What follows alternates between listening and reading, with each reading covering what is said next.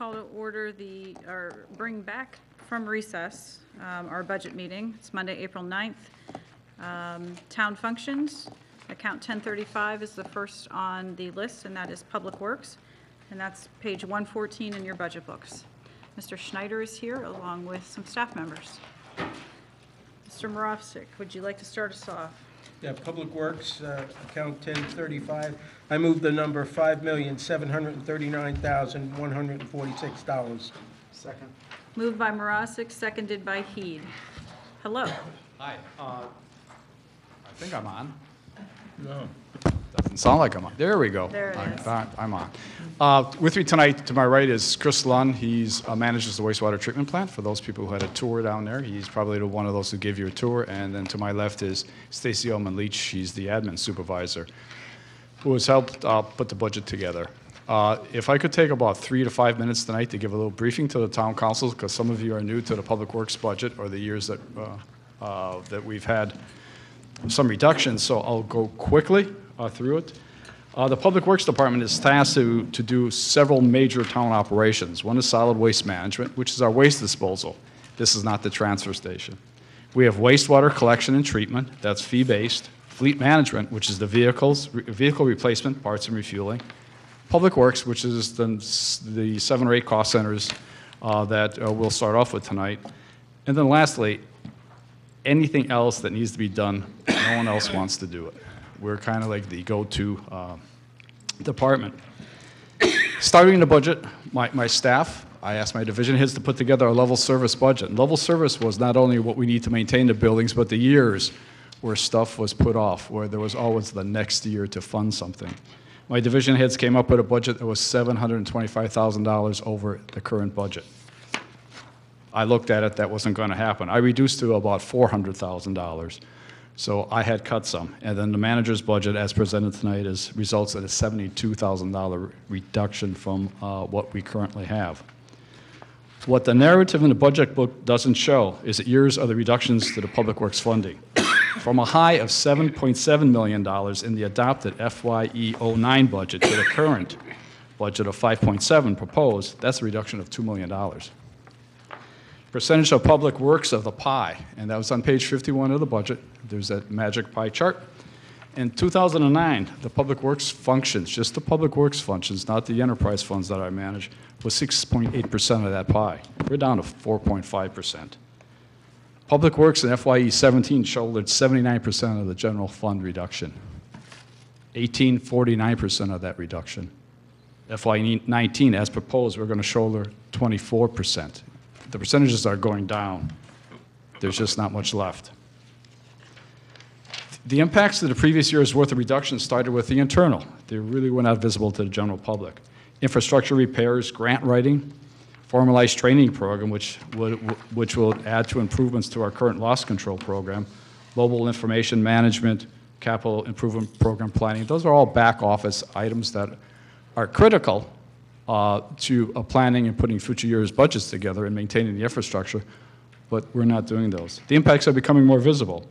There are 2 closed bridges now, and a third bridge, it's a culvert, has steel plates over the pipes, the metal pipes that are deteriorating. Before roofs were repaired, they were tarped. Esca Point Beach, which the beach house, which on Exit Point has one half of the roof that is tarped because of leaks. And of course, the ambulance building was tarped before we just had it, before we got funds to shingle it. Failing sidewalks, we have a major one on Route 184 in Pumpkin Hill Road. It's a state road, but it's our sidewalk. And we have over 80 other areas that have been identified that require spot repairs. Brick and concrete repairs to our buildings. The police station, if you go up there, you see some failing brick and concrete work up there. All of that stuff has been put on the back burner. Stresses on the budget this year. It's just like all of us that we have at our own homes, that's utilities. Heating oil prices will float to the market. Groton Utilities announced a 4% increase in water rates, effective July 1, 2018. But the rates will also increase in July of 18 and July 1 of 19. About 4% each is what they're projecting. Electric rates for Groton Utilities have raised. Eversource's rates, I think Eversource rates are expected to increase about 5% on July 1st. And the Public Works Department funds all of the utilities for all town buildings, town parks. So those are in our accounts. Stresses on the budget continue on. There is no savings from the LED conversion in the Groton utilities area. None whatsoever. Their rate for the high-pressure sodiums and their LEDs will be roughly the same price, just a little bit less. They're in the process of converting those high-pressure sodium lights over to LEDs. We were to work with them. They prepared their own plan, purchased the fixtures, told us what the rate would be. We are working with the current mayor right now that after the lights are installed to see if we can reduce any of those fixtures that they did put up. But they did not work in concert with the department. We are also having to maintain leased facilities that the operators generate a fee. That's the ambulance building and the golf course clubhouse. Those are items that are in my budget that I must fund. Mandates, they're still coming down from the state. Currently, the town council did work on the stormwater ordinance, but the stormwater, if you look at it, it's parallel to the 60s and 70s when we were cleaning up the rivers from sewerage. So now we're cleaning up the rivers and receiving waters from stormwater, from our drainage systems. In the 60s and 70s, there was 90% federal funding to do that. Nowadays, there is nothing. It's a state mandate, EPA, federal, and state mandate with no funds. State solid waste master plan is another state mandate that's mandating increased recycling, diversion, and less waste generation. No funding for that. It's a state mandate that we start working on that. The department also manages the vacant schools and town property. We have Groton Heights that is still there since 2008. Very few dollars are being spent on it now, but there's still dollars that we're spending on that building. Sealy will now go into a caretaker status after we complete the renovations to Fitch building or the Groton Community Center. So we were down to 2 schools, and now I'll be back up to 4 again, maintaining 4 schools with the acceptance of Colonel Ledgett School and Pleasant Valley School, which the Board of Ed says this summer that the town will be getting, the town meaning the Public Works. We'll have to maintain it bare minimum, but it's still the buildings that we must maintain and respond to. The impacts of reduced funding of this fiscal year, it's in the thing is the layoff of 2 employees at the transfer station. It will also delay in the improvement of customer service, which is our resolving and responding and getting into social media. We're a little bit on Facebook, but not as much as I believe we should be. It also is a continuation of there is next year for repairs to the infrastructure. It happens in any type budget. Is the infrastructure is probably the last thing to to be funded. Briefly on the other funds, we'll also go through the sewer fund, which is 2020. So the stress of the utility increases that I mentioned and aging infrastructure does result in a minor increase in rates. The solid waste fund, which just pays for the waste disposal for the SCARA, that typically fee remains the same. But that's whatever we get billed, we bill back out to the haulers. So it's kind of like revenue neutral. And then there's the fleet fund. Maintenance costs have increased in the fleet fund 25% over the last 5 years. That's because we're not replacing our vehicles on a schedule. This year, we are only replacing 14% of the scheduled vehicles. We have been rebuilding and repurposing the vehicles that we have to extend the life of as many of those vehicles as possible. So in conclusion, for years, the department was asked to do more with less. Then it was to do the same but less. Now it's less with less. The budget's been scrubbed, the budget's been reduced. It's down to cutting services now at the levels that we have. And with that, my staff is here ready to answer questions from the council. Thank you, Mr. Schneider. Do we have questions for Director Schneider? Councilors Perry and then Schmidt. Mr. Schneider, you mentioned that there were 2 closed bridges and 1 bridge with a steel plate on it.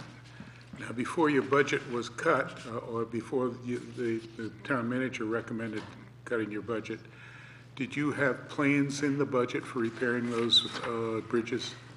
The plan for North Stonington Road Bridge was in our capital improvement program budget, but even those have been cut, so it wasn't in operations.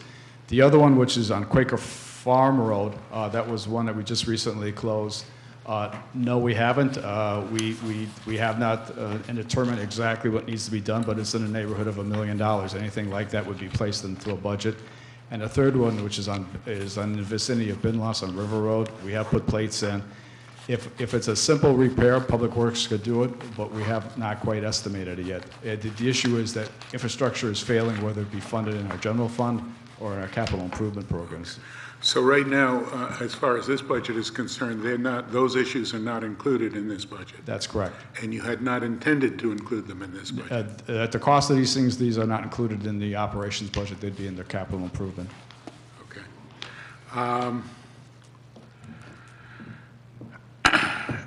What happened with the city lighting project that they didn't work in concert with you?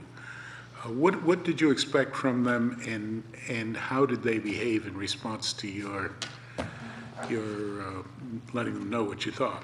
The previous several letters went to the city of Groton and Groton Utilities, and Rick Norris on my staff was talking to the staff over there. What we had expected to be done is what we had done in the town, where there would be an inventory of the existing lights, the location, so we could take a look at whether we can add one, subtract one.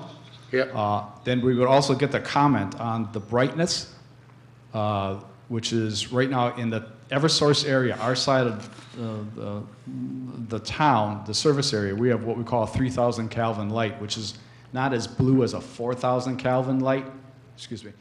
So we would expect to have a conversation with them. Yes, this light is not bright enough, too many watts.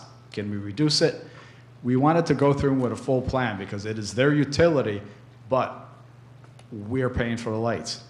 For some odd reason, I don't know why, they just did it on their own. They did their own inventory, which is okay. They never got back with us. I've talked to the previous town manager several times and about it, and then all of a sudden, the rates were out there, they purchased the lights, and they're being installed right now. Do you know what difference that failure to communicate is going to make in the total cost of the project to the town? Well, if it's a little bit difficult. In the Eversource area, we own the streetlights. We purchased them, I do believe, in 1978 from CL&P then.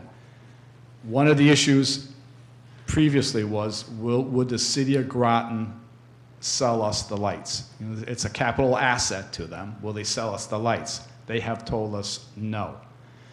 In the town of Groton, about the same amount of light is for the first 4 years, because we're getting a no-interest loan to buy the light. It's about $140,000 for our lights in the Eversource area.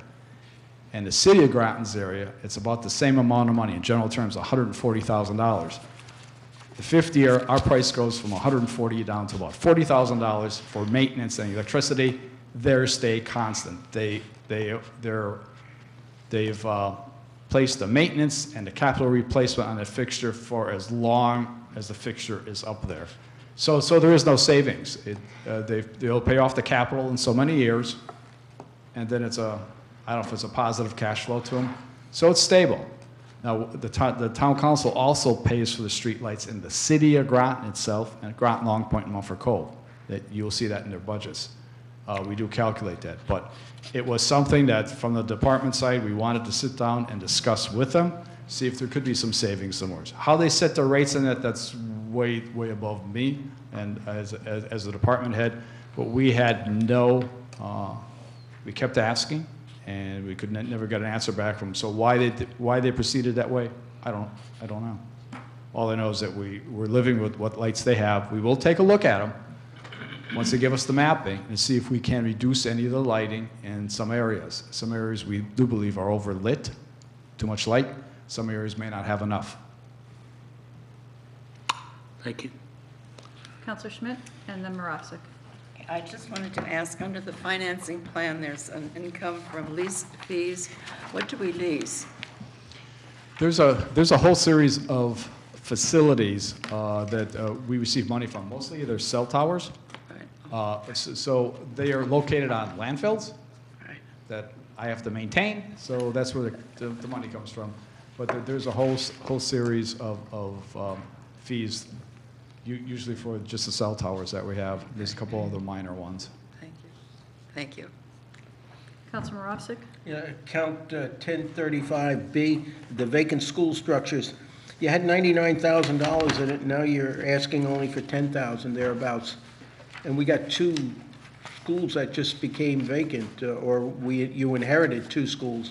The Pleasant Valley and the one over in the city, the Colonel Ledger School. We did not know when Colonel Ledger was coming over. We found out after the budget was made. That's why. Would you want to adjust your number? I would rather come back to the council because we're going to take that building directly into cold storage. There's going to be no alarms. We'll watch it and see what happens there. Pleasant Valley, we think is coming in July, but they still have it full of surplus material that they're working through. So I don't know when that's going to come. But the other fees were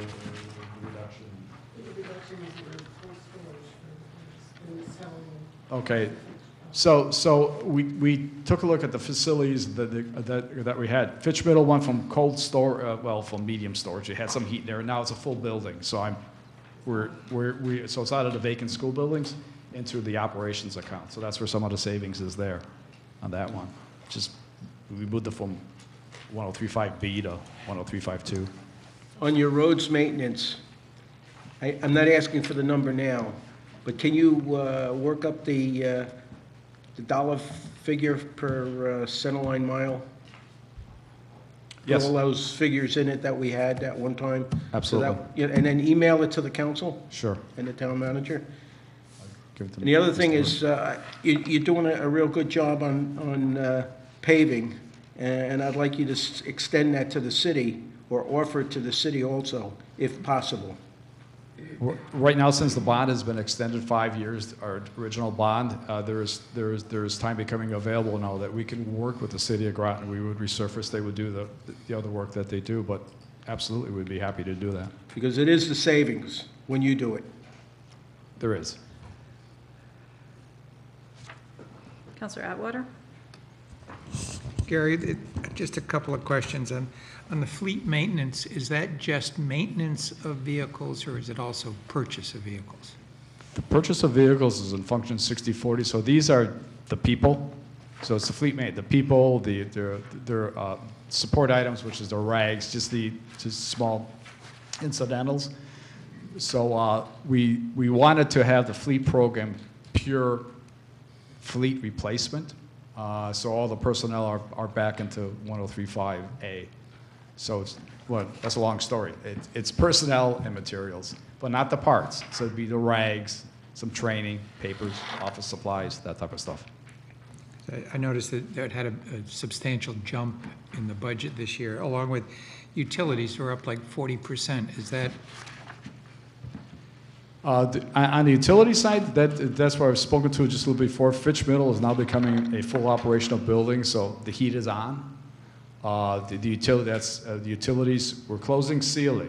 The goal is to have by the end of this June to start transferring Parks and Recreation programs from Sealy over to Fitch, or the Groton Community Center, whatever you want to call it. I'm going to call it Fitch Middle, I know I am. So that's being transferred, so that is there, the flow-blown accounts. So that's why there's a drop in the vacant school buildings, where we had some of the stuff programmed for Sealy. Now we're moving it over into Fitch, over into 10352, to the utilities, 103.5C, excuse me. Too many accounts. Thank you. Counselor Heath? Just one question. 10354, stormwater MS4, is that what you were talking about? Correct. Segmentation? Correct. As this program ramps up for the requirements, general permits go for 5 years. Right, that's correct. It's just more than checking out a pipe, repairing a catch basin, cleaning out the catch basin. It's not going into be testing. It's going to be into the ordinance and other type, the ordinance, which is the illicit discharge. But it involves certain areas where we're going to have to test more of our discharges to the impaired waters. So it's going to require lab fees. It's going to require running out there after a rainstorm, a certain period of time to do all this stuff. We have been doing a lot of the stuff in-house, which is where the system is. You heard about that when Brian was up here with the mapping that we were doing. find where everything is at. But there is going to be added cost. One of the costs, I do believe out there, it's 50-year, we're going to have to detach from certain areas impervious surfaces. So bottom line, we have to disconnect pavement or storm drains from the drainage area. And that could be taking away systems, that could be installing a retention or detention pond somewhere so it doesn't discharge into the water. So those costs are going to start ramping up. So we wanted to identify those costs, so that's why we split them up. 10355, highways going down, because that's where the people are. We assigned some of the labor and some of the costs into 10354, because that'll be ramping up. When you say ramping up, do we expect it to increase next year? Absolutely. Some estimates are $50,000 a year in testing. Counselor Franco, then Granatowski, then Zafari. So this is due to the illicit storm water that we passed? Is this what? Yeah. It's, it's all related to the discharge of storm water. The ordinance itself that's being passed won't, in and of itself, doesn't add any additional costs. Okay. What the costs are coming from are each of the next couple of years, another set of mandates comes into effect that the state has passed. The first year, we have some additional testing. After that, we have quite a bit more testing. And then, as Gary had mentioned, within the next couple of years, we have to start removing DCIA, directly connected impervious areas. So that's like driveways where it runs off, or somebody has a leader or gutter that they just let run out into the streets, and even pavement services. So we have to start looking at ways to reduce that as well. We do get some credits for the previous year, so we can add that all up, but once 2020 comes into effect, then it's a % a year, every year after that, so it's going to become quite extensive then. All right, thank you. So when you were talking about the stormwater, and you said you need to start disconnecting the impervious surfaces, so any town-owned properties are going to have to be disconnected from the storm system? It's not 100%. We don't have to reach 100%, so we have to pick and choose strategically what's going to give us the best bang for a buck. So it could be, for example, if we have a large parking area, building a retention pond behind it, and then disconnecting it so everything goes into that. That might save us, maybe 2% if the parking lot was big enough. So it's going to be a strategic process of identifying what's going to actually save us the most. And it goes beyond municipal properties. It looks at all the properties in town. So, for example, it's not uncommon for people to, in some states have been using pervious pavements for a long time. California's way ahead on the water curve, for example. They use a lot of things, rain gardens or cisterns off the roof, or using for gardening and whatnot. So anything that we can do that we can attribute that gallon of water goes in, basically into the ground instead of into the storm drain, that's what we can take credit for. So is there a % that we're going to be looking at reaching? Because that could impact, it is going to impact the budget, but it also could impact development. If, we have to know in advance that we're going to tell the developers your pavement has to be pervious rather than impervious. I would say, but part of the plan, there's a whole section that has to do with planning and development. John Reiner and his crew are the lead on that. So it is for all of those plans, taking a look at it. And we do have retention and detention required in the site plan approvals and that. So the experts there, they're in charge of that portion of the plan, and that's where it should be. Some of the other items that we're doing is when we resurface the road, we'll take a look at the width, and if we can narrow it down, in most of the cases we can save on that impervious surface. That'll give us credit in that area. We can combine storm drains, take some storm drainage out. There's all those areas that we're going to be looking at. But for development-wise, John Reiter and his crew have it. They've been working with us. And so new development, I don't think it will impact them much. It's the existing development, that improvements of that may be more of a cost, but this is statewide. So perhaps I missed it, but are you talking 10% of the surface, 25%, 50%? You said it's not going to be all, but give us some idea of what to expect. I think it's 1% per year starting in fiscal year '20. And I don't believe there's necessarily a cap that's been set beyond that. Okay. Thank you. Counselor Zepari? I just noticed that you have occupational health, 5281, as a cost basis in your budget. And it's gone up by $25,000 up to $85,000, I believe, $80,000. I'm wondering, what do you do in occupational health? Excuse me, that came out high. That includes everything from the personal protection gear, which is safety glasses, the vests, items such as that, to, and just excuse me while I pull up the detail. I got the detail somewhere. Since it has to do with safety, it includes the miscellaneous fire, miscellaneous, they are the fire alarms and the repairs to that. The sprinkler systems that we have, we just installed the sprinkler system in Fitch and the Groton Community Center. So there's costs to test, to inspect quarterly those systems, and then do the repairs. The firing range, it also includes cleaning the lead out of the firing range, the pistol range at the police station, but that's done every other year. So this year, we didn't have any money in. CDL drug testing, medical waste disposal, AEDs, we have a couple of those in the building. Again, as I said, fire alarm inspection and everything else. Fitch Middle School is coming online. Some of the costs are for that. Also pays for the contractual items too, as I said, safety glasses, safety shoes, but it has some of the other things. We also have money in there for weight testing our cranes and hoists. So it's the OSHA plus the safety stuff that's required. I know about personal protection equipment, but you're saying the sprinkler systems are also under this? Right. That's where it's been lumped for years and years. It's the sprinkler systems, the fire alarms, the building safety. I just wanted to say, if I may just take a minute, the work you do is among the most important that this council funds. This is fundamental work for the safety of our people, and not only convenience, but we have to have for the economy, for the commerce, and it affects everyone in the town. And it's not something for a special interest group. So I want to compliment you on the work that you do, and I hope that you can continue to do it well. Counselor Schmidt or Obrey, did you have questions? Yeah. Counselor Obrey. I was just wondering, now you're taking over the vehicle replacement schedule?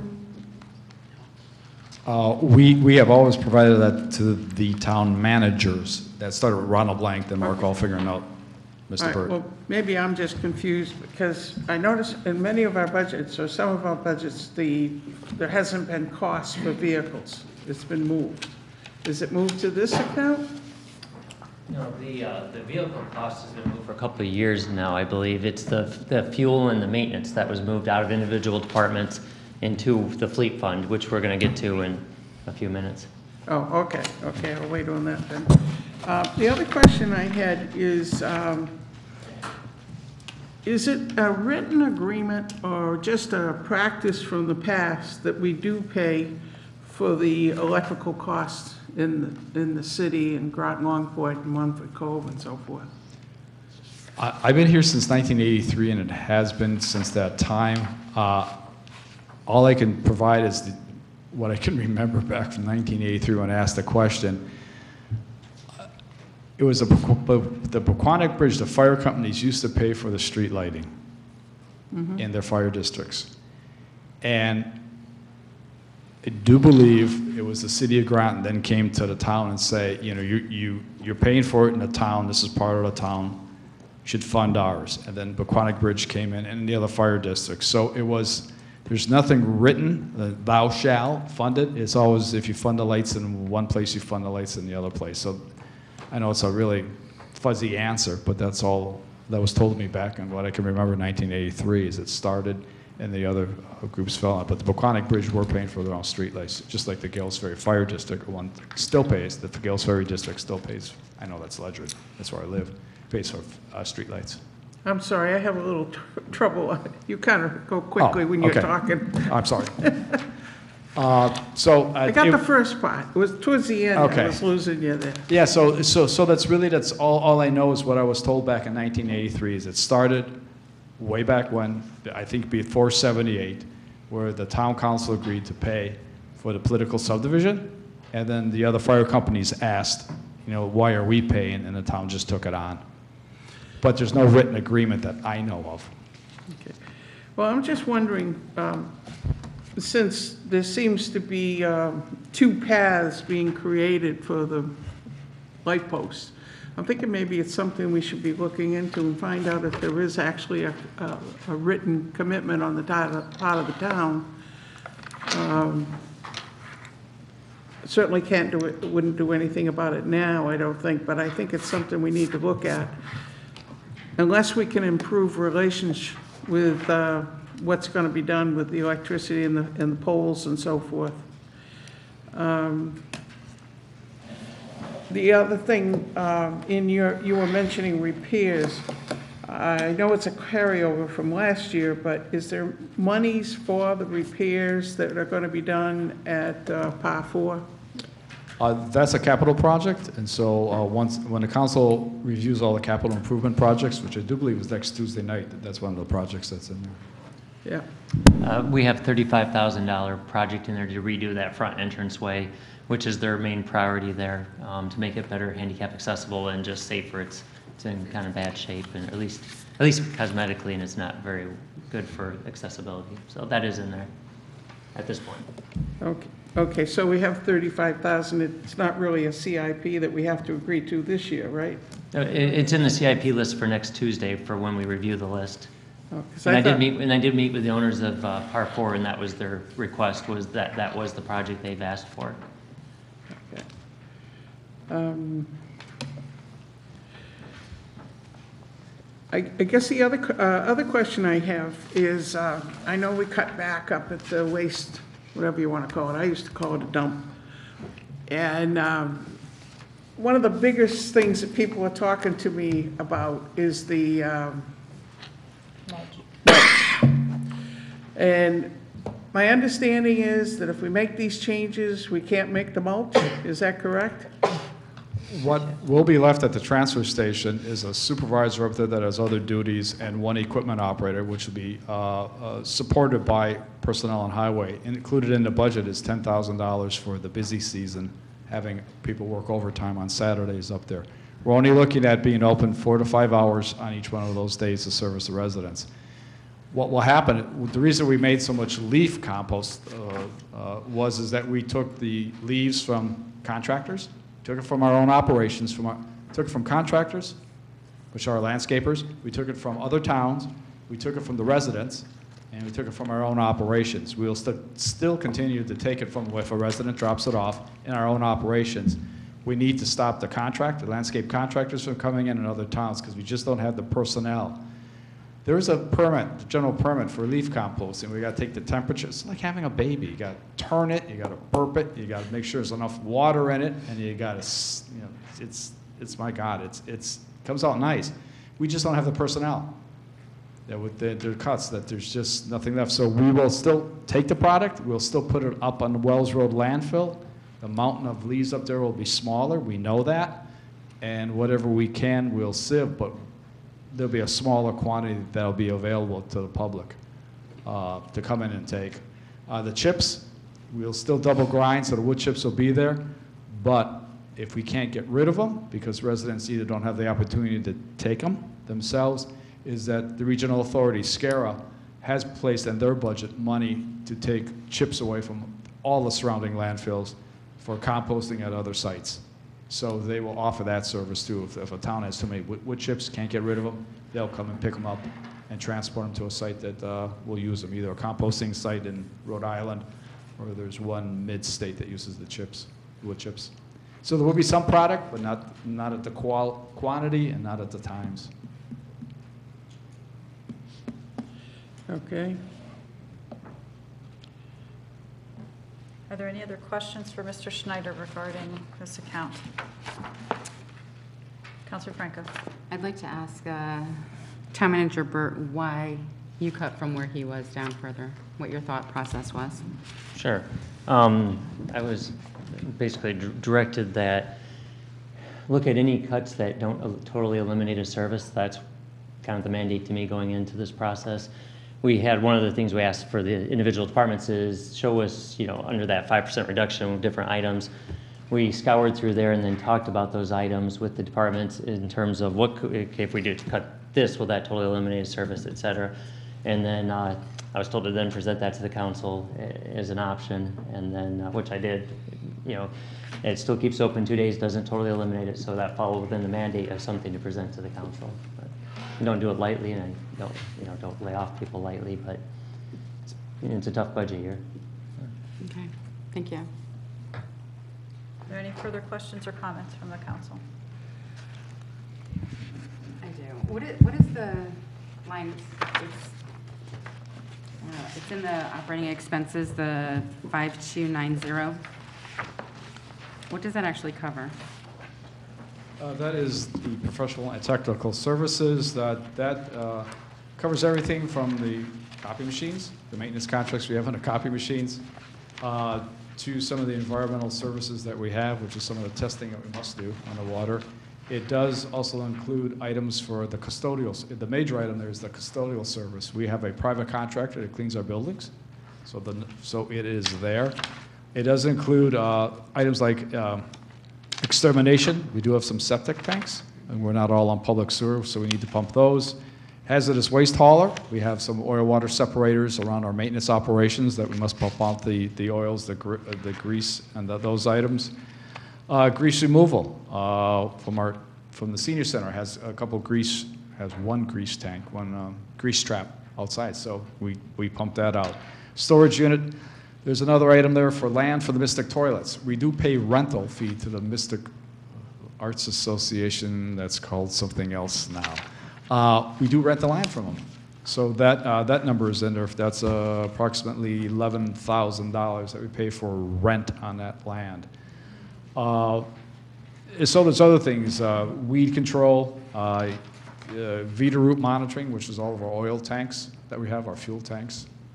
Are monitored for fullness and for integrity. So all of those items are lumped under there to include pest control that we have for the buildings. Councilor Over. Do we ever do work in the city? Have we done work or are able to do work? I'm sorry. Have you done work in the city? The only work that we've done, if it would be on town property in the city, which could be some of the schools, we've done some. So is that work in the city? Yes, but working on the roads, no. So there wasn't any project that was done down by Shennecossett Beach Club? Not that my public works force did, no. Okay. You want to look for the color of the hood of the truck. Yeah, what's different? all of our public works trucks are the Omaha orange, but we have a flat black hood. The city of Groton has just orange, and so does the state, but the state will be going to white. They'll have white trucks now pretty soon, so as they replace them through their fleet. They're all black. No, the trucks are orange, but they've painted the The hood hoods. black. The black hood. And it was designed because Same- there were a lot of complaints, and we would try to narrow it as to which department it was. Was it the state, was it the city, was it the town? So Okay. Mr. Snyder very cleverly painted the hoods black, and then now you know, if it wasn't the black hood truck, it wasn't his guys. Okay, well, some people ask you questions, you don't know the answers to Right. them, so you ask the question. Okay, any other, yes, Counselor Parker? We went up on 5410 for computer equipment. Can you explain that?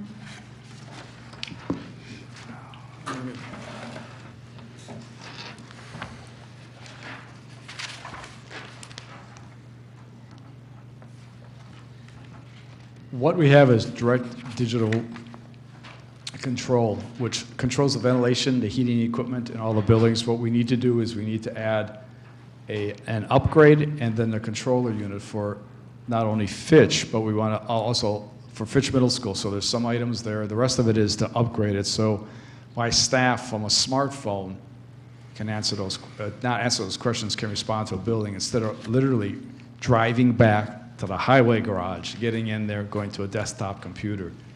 If a building is, if there should be heat in a building, or if there should be ventilation going on, if there's something wrong, we're also tying in some of the systems that we have for failures through the DDC system, so it comes up on the supervisor's smartphone. Then he can sit there, dial in, quote, dial in through a smartphone, figure out what's wrong, either dispatch troops or a lot of times come in himself and you hit the button. So it is for that part of it, but it's lumped under that computer equipment. So it's going to cost $19,000 to upgrade and to refit Fitch? Is that what you're saying? Correct, yes. And then putting it on everyone's smartphones. How many smartphones are going to have that? The supervisor has a smartphone, and the rest of the guys just have a flip phone. I'm going to say a dumb phone. So the supervisor has one who's responsible for that area. How many people do you actually have working for you? What's your overall staff number? It's probably right in front of me, but The manager's column is 44, my column is 46 people. Now, that's what works for me in the general fund portion. And then the wastewater, which is a separate enterprise fund, there's 19 down there. okay. And you said that you're responsible for the heating of all the town buildings? Correct. Now, does that include schools? No, that's the general fund side. So anything that has a live school, an active school is probably a better term. That's the responsibility of the Board of Ed. Parks and Recreation, the 24/7 building, which is our police station, the library, which is Monday through Sunday, sometimes Monday through Saturday, that's us. Parks, Pequannock Plains, Burles Field, all those have power. Some of them have power to it. Farquhar Park has power to it. That's all paid for out of the accounts that are been assigned to the Public Works Department. Okay, so the new park lights would be your responsibility once they're up? Excuse me? The lights down at Calvin Barrows? That, luckily, Mark Berry has done a good job. No, that'll be I do believe the Groton Little League is responsible for that meter for those lights. But Okay. the snack shop, the toilets, those are mine. But the lights are theirs. I wish I had a better memory, because I remember last year there were a couple items that came up, and you said, well, no, we're not going to have those anymore. Those are going over to the rec department. Do you know what those were? Some of those were operational toilets. Me and Mark Berry had taken a look at it. In back of Sutton Park, for example, in back of Sutton Park, there's a little shack back there that had 2 toilets and a little snack shop.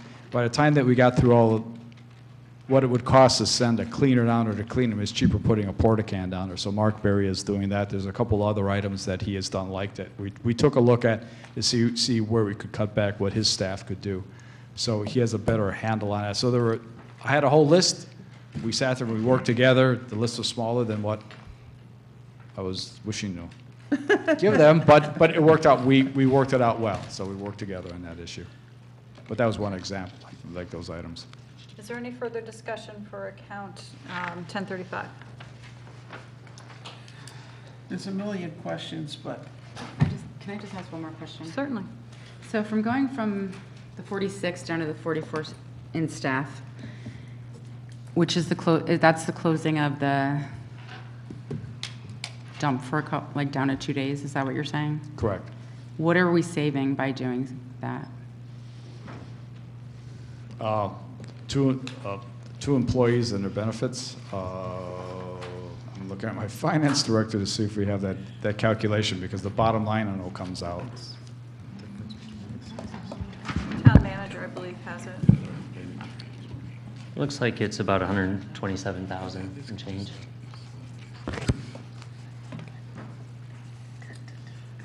one other question. I don't know if she's done. Oh, okay. Do you have a follow-up, Counselor Franco? No, I'm all set. Counselor Aubrey? Tell me, if we were to reduce personnel, you would probably work with the system that they have, that it wouldn't necessarily be somebody that we thought should come out, but it would go to the person that had been with you the shortest amount of time? There's a whole series of bumping that I do believe happens here. There's one slot that's as a landfill operator that's grandfathered in since we operated landfills. But that's a discussion that Bob's going to have to sit down with the union and go through what bumping that we have. So it's usually the most senior person. It bumps down, people change jobs, and the least senior is the one that is actually laid off. But all that has to be worked out. So we don't know. All I know is that if we lose 2 slots, these are the 2 slots, and then there's all the, they have to bargain the impact. Bob would be bargaining the impact. And Mr. Burt, I don't recall the answer to this question. Maybe you have it, though. Some of the people that had contacted us, constituents, about the mulch situation and wanting to keep the landfill open longer, you had calculated, they threw out, perhaps we could just, up the fees by $10 or something like that, but it worked out to be prohibitive, I think it was. I think Gary just ran those numbers the other day. Do you happen to have those, In order to Gary? keep it open, how much would the permits be? To make up the 127,000? If we were to make it neutral, what we had in there for a cost center item, which was about $336,000, what I did is I took the transfer station for 2 years, added them together, divided by 2. Let's say I need $357,000 a year to run it. Our residential permits are $80 a year. We sell about 1,100 of those.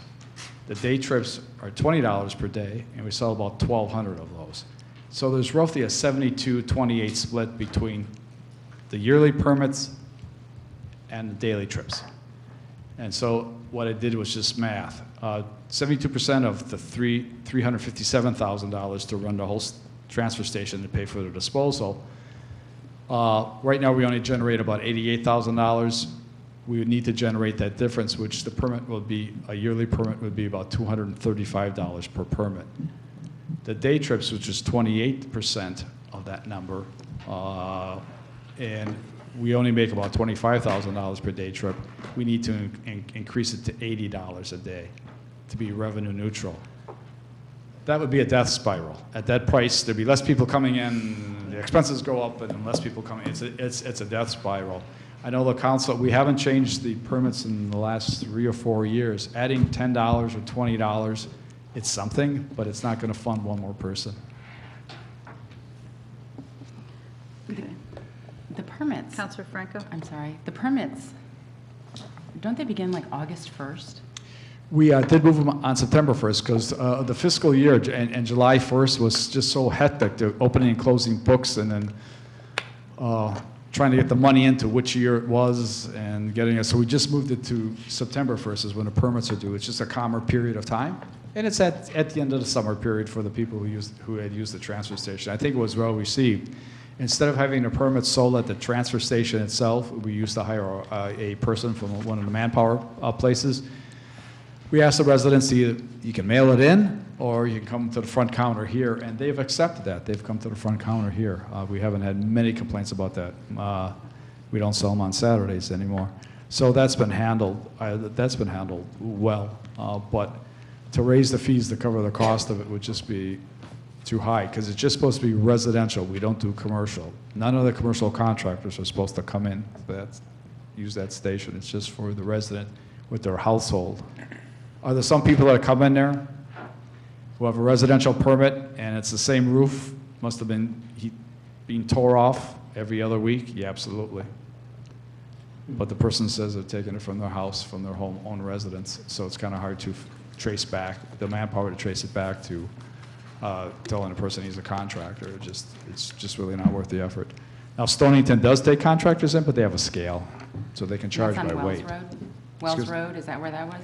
No, I thought I read in here it was Wells Road. Stonington's landfills on Greenhaven Road. Greenhaven. But they have a scaler, so does Norwich. They have a scaler. Scales are about $250,000, so that doesn't make it cost effective either. No. Councilor Zepari? Move the question. Is there a second to move the question? Question has been moved by Zepari, seconded by Marovsek. All those in favor of calling the question, say aye. Aye. Opposed? Abstaining? Okay, so moving the question, I'm sorry, so 8 in favor? Yep. 0 opposed, 1 abstaining. Aubrey is abstaining. So we will vote on account 1035 for $5,739,146. All those in favor say aye. Aye. Opposed? Abstaining? No. So 8 in favor, 1 opposed, Franco, 0 abstentions. Okay, Counselor Parker, we are on to sewer operating fund on page 120, please. Account 2020, if you would move the figure for us. I mean, $6,815,499. Is there a second? Second. Moved by Parker, seconded by Marazek. Mr. Schneider, did you want to address anything here? I had a brief opening statement. Chris Lund manages the wastewater treatment plant. He has put the budget together. I have reviewed it, but if there's any questions, Chris will be happy to answer them for you. What is the overtime pay, 5104? It's $140,000. I was just curious how that works out. So the way the plant operates is it operates 24/7, 365 or 6 days a year if it's leap year. We run a single shift, and it's 7 to 3:30 or 7:30 to 4 on weekdays. On the weekends, we still need people to come in. That's our scheduled overtime. So every Saturday, we have 3 operators and the lab technician come in for about 3 to 4 hours each day, and they replace chemicals, they adjust settings, they do the lab work to make sure we're in compliance. They run around to the various pump stations and do a quick look to make sure everything's not flooded out and whatnot. So we have a lot of scheduled time. It's winds up being about 50% of that's just scheduled time, weekends, holiday coverage. And then the other 50% is unscheduled and emergency overtime. And just like it says, if there's a clog, a leak, somebody's got a backup in their basement, pumps failed, we have a power outage, a storm comes through, any number of emergencies that you can think of, we respond to. And that's often more than one person that has to respond depending on what the situation is. So quite a bit of overtime, and that's due to basically necessity. So the question then is, I always assumed that this was staffed 24/7, 7 days a week. That's not true. Would it be more cost efficient? You would know the numbers. Would it be more cost efficient just to stagger the schedules of the full-time employees so you don't have the overtime, so you just have, people working Monday through Thursday, Friday through Sunday? That way you always have someone there and you don't have to pay the $140,000 in overtime? We have looked at that so far, and on the most recent calculations that we did for a basic operator or mechanic, each employee with fringe benefits, and I confirmed this earlier today, we're going to be on the order of $104,000 per employee. And some of those jobs that we do are not single person jobs, so I don't know if I would necessarily want to have just one person on at a time, because it can be a very dangerous operation. We have looked at flexing, like you said, one person who works a different shift or a different day schedule and whatnot, and so far it just really hasn't looked like it would work to our advantage to do that. And the real issue is we just can't control the emergencies, is what it boils down to. They can come in the middle of the day, they come in the middle of the night, and pretty soon we're back up to or beyond what we would have been with the overtime, and we've just added an additional person as well. So at least the simulations we've run, it doesn't show that it saves us any additional money to flex that at this point. So you have looked at it recently, because there's 19 people here, and there are 3 operators, 3 mechanics. So you could ideally run 3 shifts. I don't know. I don't claim to be an expert, but I would hope that this is something that you've looked at in order to reduce the overtime. Yep, I would say we do look at it. We look at it quite a bit, and we are always looking for ways to do it a little better. Thank you. Councilor Morosik? Yeah, this is a department that's paying for itself, and you're doing a real good job on that. Your revenues are really up there with what you're asking for. One of the things that I'm concerned is training. I know a while back we had some problems with the qualified operators of a certain category of class, and I'm sure we're up to speed now, but we need to keep training these younger ones or so that we don't run into a problem in the near future. I agree with everything you just said. So succession planning is actually very important to us. As you all know, right now, we've been going through contract negotiations with the steelworkers. I put out some proposals to potentially be rolled into the contract. Mr. Zagami's aware of those, and trying to encourage either of their own accord, the employees, or with some encouragement from our end as well to seek those higher level certifications to have, just in case, eventually down the road somebody's going to retire, somebody may move on and whatnot. And at least the highest grade, the grade 4 person, as you're alluding to, they are very few and far between. Actually, at least once a week, my chief operator, who has that grade 4, gets a letter from one of the other communities trying to steal Well, I away. know, there's a lot of stealing out there. There is, yep. So we would like to keep them. Stealing of people. Councilor Heed? 2 questions. You had a $40,000 vehicle replacement fee, looks like 5315, and then in 5420, well, basically this year it zeroes out and instead it goes up to 450,000. Right. So we have always been a participant in the fleet fund that the towns run, and both we and the golf course have traditionally been the, I'm not sure if I'm entirely right, but one of the few, if the only 2, that have been faithful payees into that funding. And as a result, we often got bumped. Our needs were bumped behind, although we were the ones paying into it. So at this juncture now, having spoken to Mr. Schneider and whatnot, we would like to extract ourselves from the fleet fund, take the enterprise fund outside, because we are self-funded, we can manage our own accounts. The reason that goes up so significantly is we have one truck in particular this year that's a $315,000 purchase. That's our jet truck. It's getting a lot more use now that we finally have the staff for it. But that's the truck that we go out both to blow clogs out of lines because it uses jet pressure. And also in recent years, the EPA and DEEP have become very much more interested in how everyone is maintaining their sewer lines. It used to be, how did you do in the plant? And now that the plants are doing well, they're getting out in the communities and saying, are you inspecting your lines? Because that's where a lot of the problems are now. The overflows are coming from line collapses, lines being clogged with grease, lines that aren't inspected. So our truck is at the end of its life. We replaced the main pump last year, the rear differential last year, I think the transmission the year before, so it's time for it to go. And then the other 3 pickups are just trucks that are at their stage of the game where it's 2 cases beyond the normal service or replacement life for those.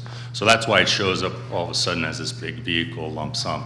Now, I did adjust our CIPs down accordingly this year so that we didn't exceed actually we're below last year's funds, but I did reduce our CIPs to account for that being what probably will wind up in, if not continuing a fleet fund type account, being in a CIP capital cost in the future.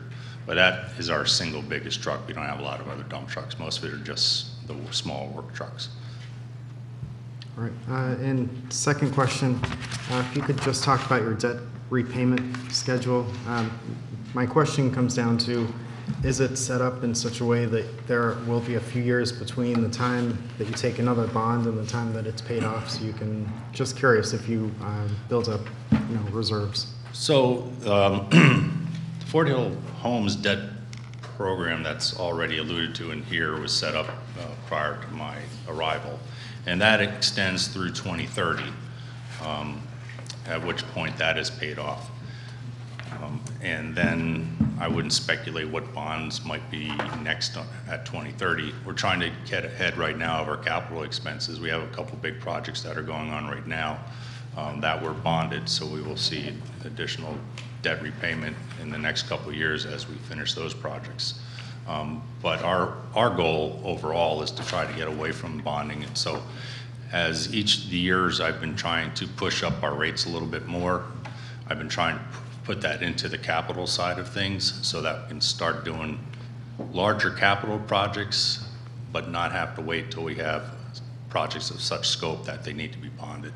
So ideally, we would be each year coming here with about $2 million capital improvement budget. And that's based on, I put together, originally a 25-year plan, speculating out based on average life expectancies. I would say it's good for 10 years out, quite honestly, but we have a good sense of what needs to be done, and provided we do about around that $2 million, escalating for other costs, of course, that will hopefully keep us away from big bonded projects after we finish what's already ongoing. And if I may add to that, I don't want to confuse the council, but I will. This is sewer operating.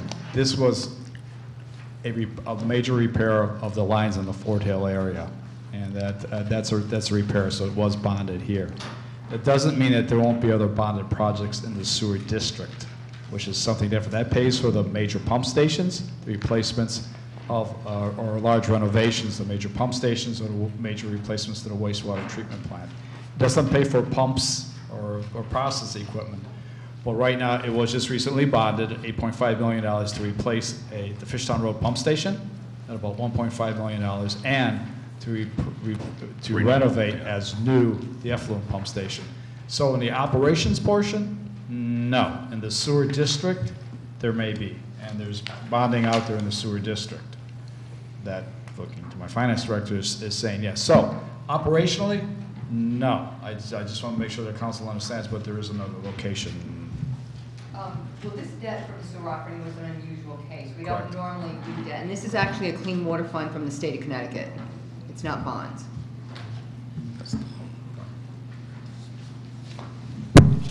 Councilor Atwater. On that same subject, it may seem like a small point, but you have two different accounts or two different bonds or whatever they are. And it seems as though the interest rate on one of them is a little higher than the other, and yet you're paying less each year on the higher interest rate fund.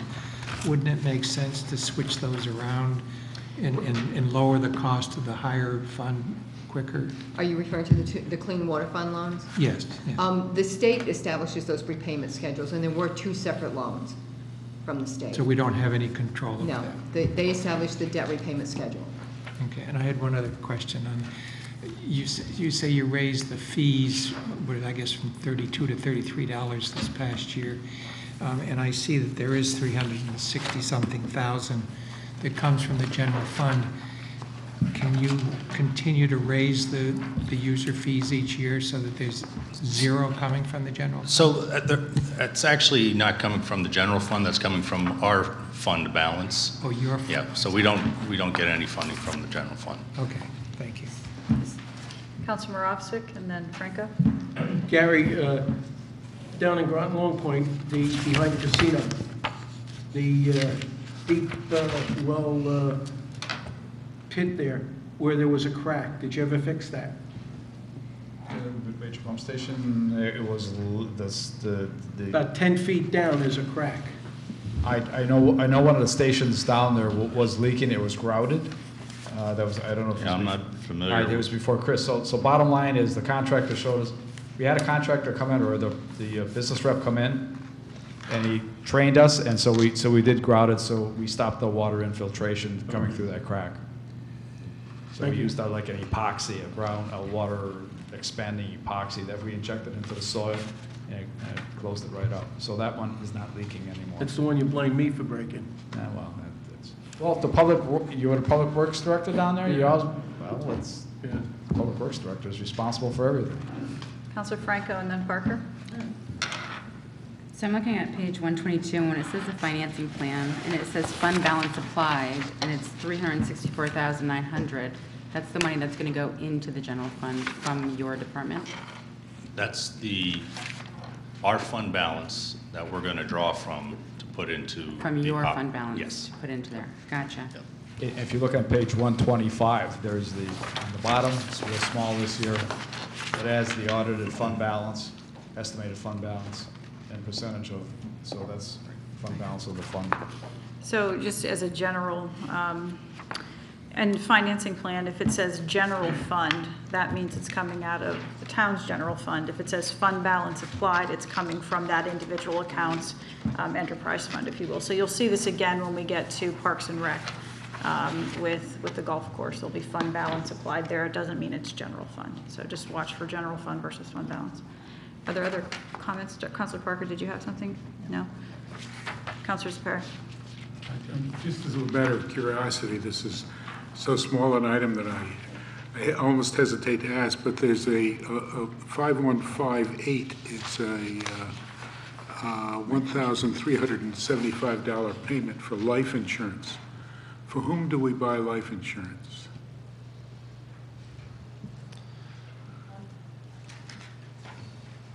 I have to defer to the HR director on that one. No, I don't. Life insurance, that's part of the... Then we want to know where we buy it from. No, who we buy it for? Who are we insuring? I mean, you can't get much more than one person insured at a low rate for that small amount of money. Huh? Yeah, our health insurance also brings into a life insurance policy that comes out of the Guardian. It's one of the bids that comes right out of the insurance. So life insurance is part of the health insurance that we purchase? Okay. And so everybody is covered. Small amount of money we pay for that much coverage. Yeah, it's not a large amount. And we have another category called allowances. That's 5117, pardon me of my dyslexia, but 5117. So what are we making allowances for? I used to give my kids an allowance. Does this have anything to do with that? those would be meal allowances, for example, if we work several shifts in a row due to emergency response, or if we have extra hours going on. And I can't quote exactly how many hours it is, but if you do 12 or 16 hours straight, then you're entitled to a meal stipend, for example. And then we also have I think our shoe allowances may be rolled up in that, so our safety boots and whatnot, that everybody's entitled to a pair. So it's sort of a contingency on overtime, or? I wouldn't call it a contingency necessarily, but because some of it is fixed, but there is, some of it does float depending on the hours. And these are all in the union contract, so this is contractual. Well, I've done my public duty for seeming mean right now, so I think I'll be quiet. Thank you. Are there any other questions on account 2020? Councilor Aubrey. Now I'm curious about this life insurance. Does everybody in the town have life insurance? No, it's part of if you're on the health insurance, we have to go through Guardian, which is one of the ones that we have our consultant bids life insurance on that. There's also the other parts that come from life insurance that are in health insurance. I was doing something else here, sorry. That's okay. But, yeah, the other parts like classes, dental, there's a whole list of benefits that come down, and that's bid through our health insurance. But not if you're not on the health insurance. I'm sorry? If you're not on the health insurance, you wouldn't be getting the same benefits. But if you're working for the town and you have this, then you would have life insurance. Yes. Everybody. Yes. Yes. And the payee goes to the family of? Yes, that's the way that works, yeah. Is it an optional buy as part of the health insurance? No. Or is it automatic? No, that's not. You could up your insurance on that. You could up it, but it's basic based on what your salary is. Do you think that maybe we could look at what the total number might be for this town, for the life insurance that we're carrying? Sure. Because, I mean, if it looks like a small number here, but if it's something that's being done town-wide, I'm not grim at that, but it seems to me like that's something, I have real mixed feelings about whether we should be paying for it or they should be paying for it. Whether it's a small number or not, if it's everybody, it's going to add up. Well, it depends on, basically, when we bid our health insurance out every year, that's one of the parts of it. So we're already under, this new health insurance is the same one that starts out at the 2019. So we've pretty much already bid Anthem and Guardian and the rest of Blue, Hayes, and all the rest of those are already bid out now and budgeted for that. Okay, but I think we need to look at this because I'm sure when you're doing these things, the less you get for the from the insurance company, the better your price is. And to say something's here and it's just a small number, those small numbers add up.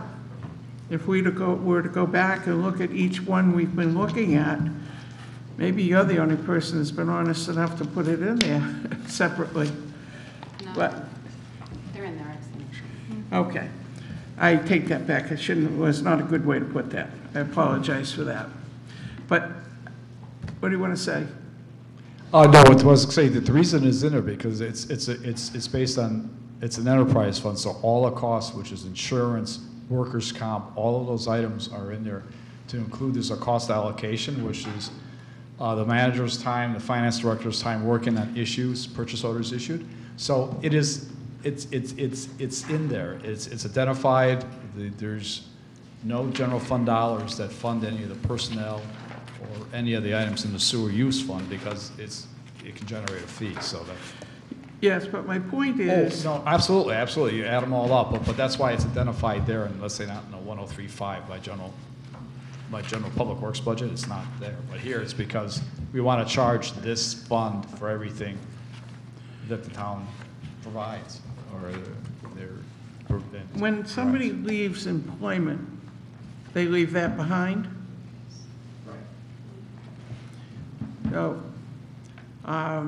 I think it's something that we need to look at and see what the total number is for what we're paying. I'm sure that we could get insurance that would not include life insurance.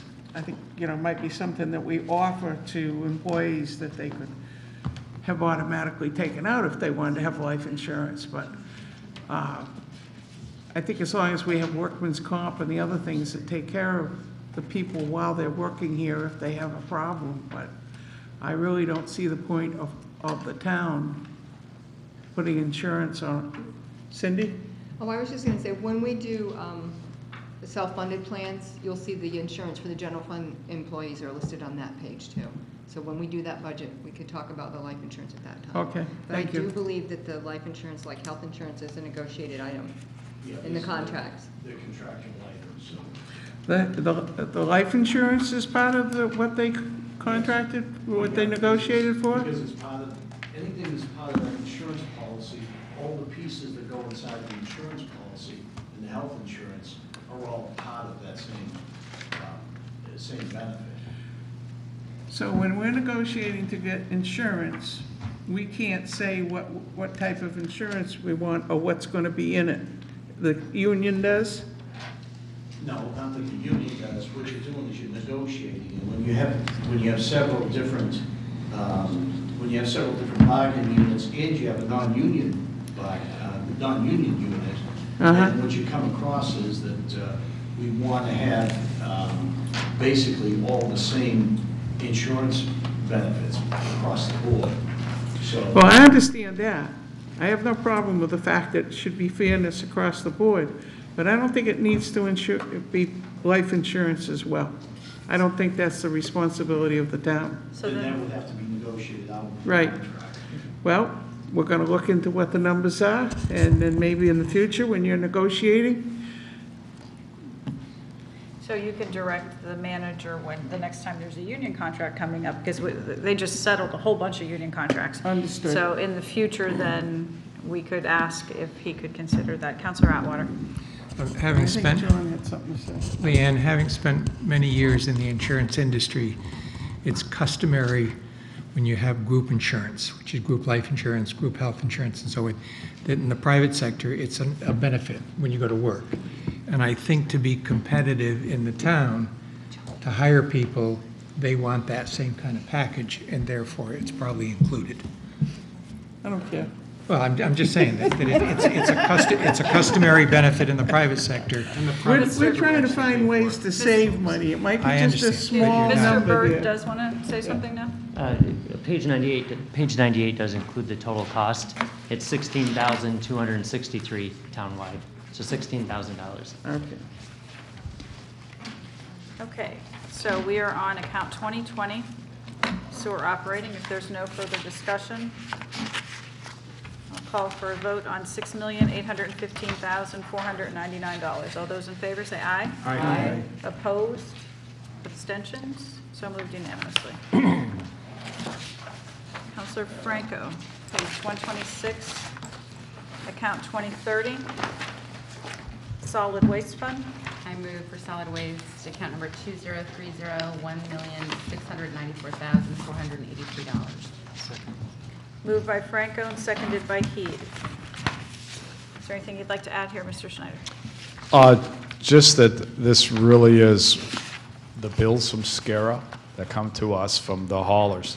The hauler takes the material up to the waste energy plant in Preston. Preston bills SCARA, SCARA bills us. So it's at $58 a ton this year, proposed $58 a ton next year. So this is just really a pass-through. There are no employees that are in charge of this account. So it's just money in, money out. If you look at the financing plan, all of it comes from the disposal fees. SCARA does give us some monies back for the e-waste that we collect here, and every one of the member towns collects the same waste. That is the fund that comes from the state. So the funding source, the majority of it is disposal fees, and that's what comes in. We get billed, we bill out again. If the people don't pay, we charge 18% interest on past due bills. So we do watch that. Any of our haulers who go to the waste energy plant, and there's not many because we don't have many haulers, they have to present a payment bond each year to the town that's calculated on an average of 3 months of their highest tonnage. So we have a payment bond. So if one of the haulers would get in arrears, we do have a method, and we have shut haulers off if they haven't made payments or that was approaching the payment bond. So like to say, we're fully covered to gather the money back, either from the bonding company or from the hauler itself. So no employees, the tipping fee remains the same. All of our haulers still can enjoy going to Preston, which is just right up the road. How many tons did we deliver last year? Okay, in the fiscal year, geez, I had it right here. There we go. In fiscal year ending in 17, because we have a good amount, there was 27,693 tons. 27,693 tons. And what's our quota, 29? There is no quota anymore. No. There was a minimum, there was a put or pay. There was a minimum payment we had to make to guarantee the construction loans on the plant. Right. That was paid off on November 15th of 2015. So we have no minimum. We're committed to SCARA for everything that's generated under our control, and the town of Groton needs to go to Preston. So we have it. So there's no minimum commitment. Years ago, we were paying for air. Yes, we were. Because we couldn't meet our minimum commitment, but this year we're not. So whatever ton that goes up there, we get billed, we back bill out. We were paying $900,000 for air at one point. It was a huge number. Yep. Any other questions? Councilman Rosser. Gary, the trucks that haul the waste out, are they at Public Works? The department, the only waste that we haul ourselves with our own employees is stuff that comes from that people bring to the transfer station that's acceptable waste. We do not take garbage, MSW, at the transfer station. But if you throw a clean piece of wood away, there's a tarp in there, does that go in the garbage can? No, that's acceptable waste. So we will take that up there. So we run one truck several times a week up to the plant. The rest of it is either hauled by the political subdivisions that contract out to haulers, or the city of Groton uses their own trucks. But Public Works only has one truck, and that just comes from the transfer station. And it's that stuff that can be burned up there, but it's not really your household garbage. Thank you. Any other comments or questions on 2030? Seeing none, I'll call for a vote on account 2030, $1,694,483. All those in favor say aye. Aye. Opposed? Abstaining. So moved unanimously. Counselor Heat, Fleet Reserve on page 130. Account 6040, I'm sorry. I would like to move the number $1,120,221. Second. Moved by Heat and seconded by Parker. And would the manager like to provide an overview of how this works for everyone listening? Or I'd would rather have someone more knowledgeable. Mr. Schneider like to provide an overview of how this works? I kind of like the first way, but I'll give it a shot. This is our fleet fund that has evolved. What is new this year is, I do believe what the council has seen already, that individually, several years ago, there were three components to the fleet fund for each department. It was the 5315 line item, which is the lease fee for the vehicles. Each department has a list of vehicles. We would calculate out what the life of the vehicle is divided by those years, and that would be the amount of money that should be set aside each year for the purchase of vehicles when they became due to a list. That was removed from the account, from the department's account several years ago and just placed in this. This year, the manager removed the fuel and the parts costs from each department's numbers and it places it in this fund. All that did was just put those numbers in one place. Instead of taking this fund last, but everyone approved all the numbers in the funds, the parts of the numbers in the funds beforehand, it got very confusing. So here, this is one-stop shopping right now. So all the vehicle replacement numbers are in here, which is a 5420. And those vehicles that we are replacing with that number is on page 134. That there's a whole list of vehicles that were scheduled to be replaced. And the bottom of that portion is what the town manager, he asked for input from the staff. Those are the items that we will be replacing. The materials and supplies, that's just the bare minimum of stuff that sometimes gets charged there under that. Go to accounting, the repairs and maintenance. The repairs and maintenance is stuff that we contract out. We don't do front end alignments. We don't do windshields here. So there's several items that we just contract out to the area suppliers for windshield to come and visit us. The utilities and mileage, that's our fuel, which is gas and diesel. And again, that's for all of the departments in the town of Groton. So all the numbers there. And then the last thing is the 5310, that's the vehicle operations maintenance. That's what we have calculated will cost us to repair those vehicles that are in our fleet. So it's all in one place now instead of showing up in one place, but actually being portioned off to all of the departments. Some of the stats that I had, as I said before, for the last 5 years, there's been a 25% increase in the parts accounts because the vehicles are getting older. They're not being replaced on the schedule. We're only replacing 14% of the vehicles that we had proposed to replace this year. And I know times are tough, and it is a big number. The fleet fund started off in 2005 with a study done by Mercury Associates. The town manager, Ron LeBlanc, had taken a look at it, and it was every year going through a budget and each department presenting what vehicles they needed to replace. So if Public Works got on first, we got our vehicles before Parks did, but then the police needed their vehicles. So there's instead of having all the vehicles in one place, they were all over.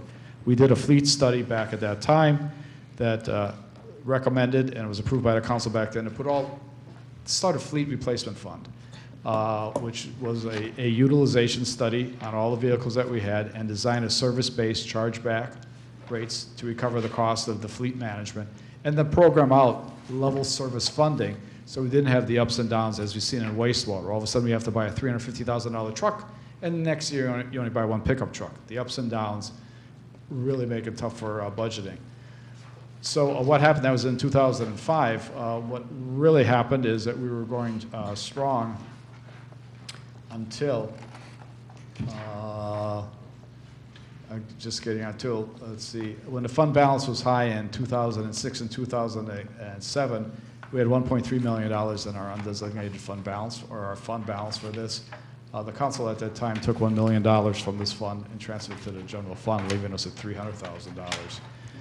What also happened then after that portion of time is that the department's contributions, which was supposed to be 100% of your lease fee, if you had 5 trucks and they're worth $50,000 5 years, you're supposed to put X number of dollars away. When Mark Offinger was here as town manager, because of the budget issues, the department's contributions of the fund was reduced to 75% of the recommended amounts for fiscal year 09 and 10. Then it got worse in 011 through 16, where 25% of what should be put away was placed into the fund. So bottom line is the fund has been depleted. We are almost at a point right now, it's pay as you go. Each appropriation each year pays for the vehicles that we have. So it's not a sinking fund. It's not a fleet fund. We are just kind of digging ourselves, in my personal opinion, into a hole. But that was a brief history of the fleet fund itself. I know I went through it real fast. And it probably could take a whole hour or so going through all the nuts and bolts of it, but I'll stop. It was one of those things where it was like an old one of those Christmas club accounts where you pay a little bit every single month, and then you have this pot of money at the end that you needed. And it just, year after year, people just kept depleting it, and it was like an easy pot of money to draw down. And it got to the point where it's either you're going to fund it or you're not going to have the fleet fund. And now we're at the point where we're back to, as Mr. Schneider was saying, you're going to have these huge spikes every single year, and that makes it tough for budgeting. Are there any questions for Mr. Schneider? Or, oh yes, I'm sorry. I was just going to point out on the senior center van, I was going to remind everyone that that's a 80% reimbursement, so we'll get about $52,000 back on that, just as a reminder. Thank you. Councilor Aubry? Do we ever try to get some of the, I don't know what you call it, but vehicles that have been used by the government or by the military and they're up for purchase? About 10 years ago, we were looking at vehicles that were coming off of leases, the one-year leases from the different fleets. There was, I do believe, Enterprise, no, Avis. Because one of the fleet companies had their garages up by the Providence Airport. So we were looking at their fleets. You know, if there's 1 year coming off of a one-year lease, there were substantial savings. Unfortunately, the prices were good. Unfortunately, sometimes it came with stuff that you really shouldn't be driving around in, leather seats. We didn't take those vehicles. We took the ones with air conditioning and that. Sometimes it was a larger vehicle than we needed, but the price was right. It was decided back then when that firm left the area up there, we didn't have really any place to look at leased or vehicles that were coming off of leases. I know the police department has looked at, has received several items from the Army or the military surplus, and they have used that. They've used Grosso Tech students to rehab those, to renovate those. We have looked at it, but it's not right now. We have one vehicle that was purchased with a grant from the state, and that's one of the electric vehicles that planning uses. And we are out looking for any types of grants that we can use for that, for any of the for the electric or the dual fuel vehicles. But there's not much around off the leases. We've tried to buy them off the lots, and we can usually get newer. We can get the new vehicles cheaper on a fleet price from the dealers than what's on the lot, because the lots are loaded with the vehicles are loaded with the leather seats, the power seats, the sunroof, the 2 sunroofs, and it's just not a vehicle that should be used for public. I'd love to see you riding around with one. The phone calls would be coming. Right, we understand that. Councilor Franco? I see on page 33, it says number 4731, sale of fixed assets. Do we not sell anything? Excuse me, is it page 33 or 133? 133, I'm sorry, 133.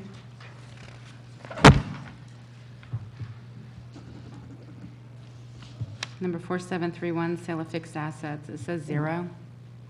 What we do is that anything that comes, if any vehicle that we have come in, we will sell it. And it's through a bid process right now. We don't, very rarely do we take a trade-in value. Sometimes for police vehicles we do, because it is more advantageous. We just don't know what price we're going to get, but whatever vehicle that we have, it goes to purchasing. She does put it online on bid. For a while, we're actually trying to have an auction, a physical auction back here. We weren't making too much money off of those vehicles, but going online, the purchasing agent does a good job of getting a good price. So we haven't projected anything there, because one is we don't know what is going to be authorized to purchase, and so we didn't want to put a number in there. Right, and then what's for sale. So we don't keep vehicles. They get moved out of the system, and right now the system, the way to do that, you put it online, and she receives bids then for the vehicles. So for the 2018 year, although it says 0, we'll have number in there later, at the end of the year? Nothing this year? Okay. Counselor Marovsek? Yeah, I've asked for this a couple of times in the past.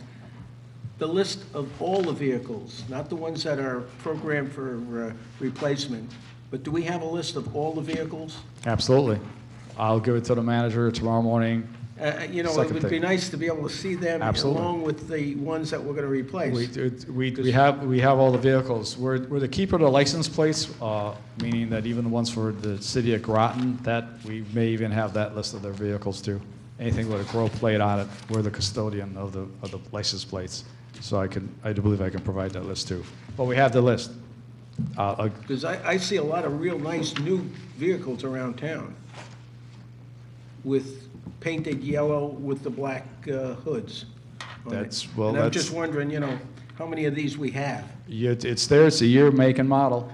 We have it all there. So I'll give that to the manager tomorrow. Forward that to the manager tomorrow. give it- So we could, yeah. Absolutely. Counselor Aubry and then Heed? Question that's a little off from this, but that's what I usually do. Who do you purchase your gas from? Do you have a distributor that works with you on pricing, or do we bid, or? That's the purchasing agent. We're part of a consortium that we work together to get the best price for our gas and diesel, heating oil. Okay, is that other towns that we do that with, or I is think it it is other towns, but a broker that finds the best price? I don't know if broker is the right term to use, but I could get you some more specifics, and I'll get that information to you. But it is a consortium that works together for bulk sailing. Good. Stay away. Savings. Okay, that would be great. Thank you Okay. very much. Counselor Heed? I think the reason this one is an easy one to cut is because it isn't very glamorous. So I would like to ask the question, if we were to move a number of, say, $1 million, would that be the end of the world? And that would be for the town manager.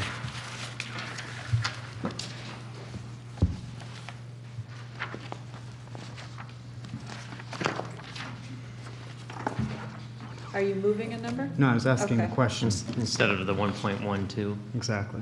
Okay. Like, what could we feasibly cut from this and still make it a viable program?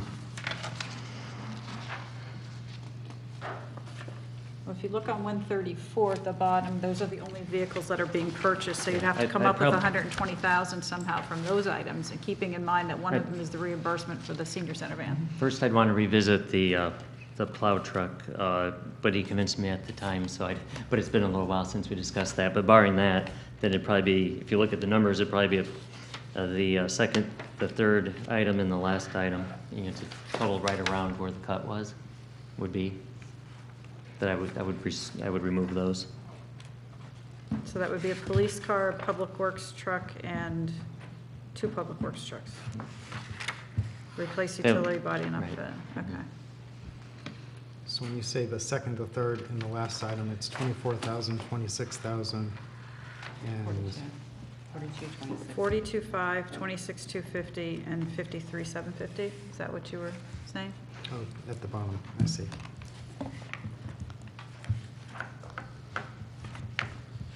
Maybe 122,500. So there it is. I move a number of $1 million. Okay, hold on. So first amended figure, Heed is moving 1 million. Is there a second? I'll second. Seconded by Aubry. And did you want to provide any further rationale? Is there discussion on the first amended figure of $1 million? So for discussion purposes, what does this do to the departments whose vehicles are going to be replaced? Bless you. Well, I guess it's Public Works again. Let me get the list. The Ken, number on the floor is $1 million even. I'm sorry, go ahead. Okay. It is one of our major plow vehicles that we have. We have 10 routes, 10 5 cubic yard dump trucks. They're out in the, even though they're out in the snow, they are starting to rust away with the stuff we use. Will it last another year? Absolutely. It's not my job to come to the council with a truck that's up on blocks and saying, I need money with a supplemental appropriation. This is planned replacement. Will we survive? Yes. Will we put it back together again? Will I come next year with asking for more money for supplemental because the parts accounts are higher? I don't know. If I had that picture, you know, I could pick the lotto numbers. I do not know that. But the impact is this is one of our major operational vehicles. It is not a staff vehicle, and this is what plow trucks have. I do believe the city of Groton has one of their trucks for replacement in their budget, and that's funded by this council. So do I like it? No. We have several trucks. We have several other vehicles out there that if you take a look at, are out there for a year, 2, 3 years that are passed through the replacement. These are not staff vehicles. These are operational vehicles. So will it last? We can make it last. I don't know at what price. I don't want to, it's probably all I can say. The public works usually vehicles. Critical vehicles, I do believe, are the police departments. I said that to the chief. I said it to anyone. I said it to my own operations people. We need to have those police vehicles on the road, fully functioning, because they need to get into them and they need to go. They don't need it to turn over and nothing starts. So, that's all I can say.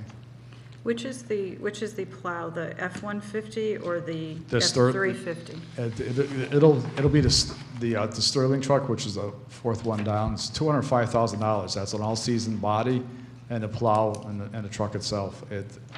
Previously, we would swap bodies around, kept the chassis and swap bodies. This is rotting out. There is not much left. We will make it work. It's going to cost some money. What it will cost, do not know. The F-350 is another truck that we do use. We put a plow smaller areas. We do plow the courts with it. Again, that's it's out there. It's one of our workhorses. But again, we will keep them running. None of them are up on blocks right now. They're just programmed for replacement. There's a misunderstanding. Either I misunderstood, but I thought we were talking the Explorer all-wheel drive, the F-150, and the F-350 were the items that he called out. And then I said I would, first, because it's a big item, have a new talk with him on that big item. And then I'd want to know on the police vehicle, do we have any contractual, obligations to how many miles are on the current vehicles? If we went to the police vehicle, I'd have to check that. Bob, I don't think we do. Do you know offhand? Is there, per contract, any requirements on how long they can use a vehicle? So I've been where I was before. You had a memo of understanding that they'll only drive vehicles for like 100,000 miles on it, that kind of thing. But my question was, which of those vehicles is the plow truck? It's the Sterling that's the plow truck? Okay. Correct. And the police car is 4 years, 1 year beyond scheduled replacement? Correct. Okay. Juliet, I'm sorry, Counselor Parker. Sorry. I apologize. Okay. Going back, I know we're looking at these, but how many have we replaced this year on the current budget? Which vehicles have we replaced? And let me rephrase that. Have we replaced anything for 2018 before June 30th? If someone has the current, maybe Cindy has the current budget that she's opening her drawer, so. Sounds like you're giving a play-by-play. And we do have that. I don't have our current budget right here. I just want to see which ones have.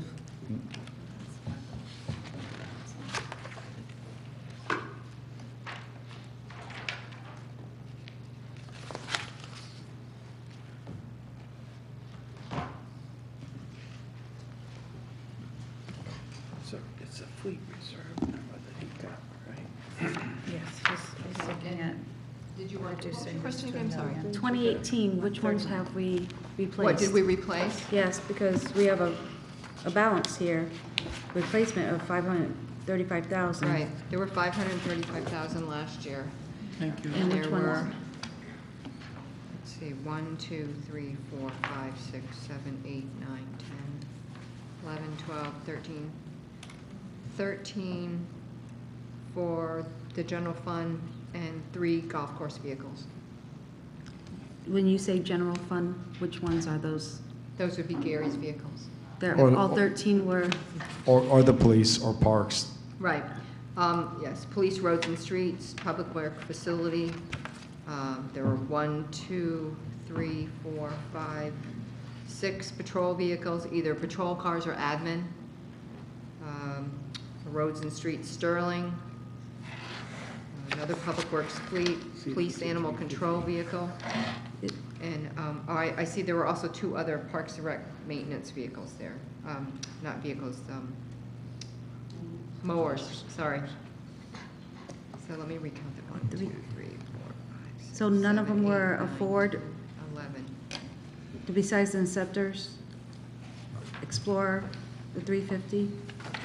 No, there was an International, there was a Ford E-150, there's 1, 2, 3, 4, 5, 6 Crown Vics that were police cars, a Sterling, a Chevy K-1500, that a pickup? I don't really know what that is. If I may, Councilor Parker, I don't have it here, but we can provide that. I believe maybe the question is of the number of patrol vehicles. Let's say there's 10 of them or 12 of them.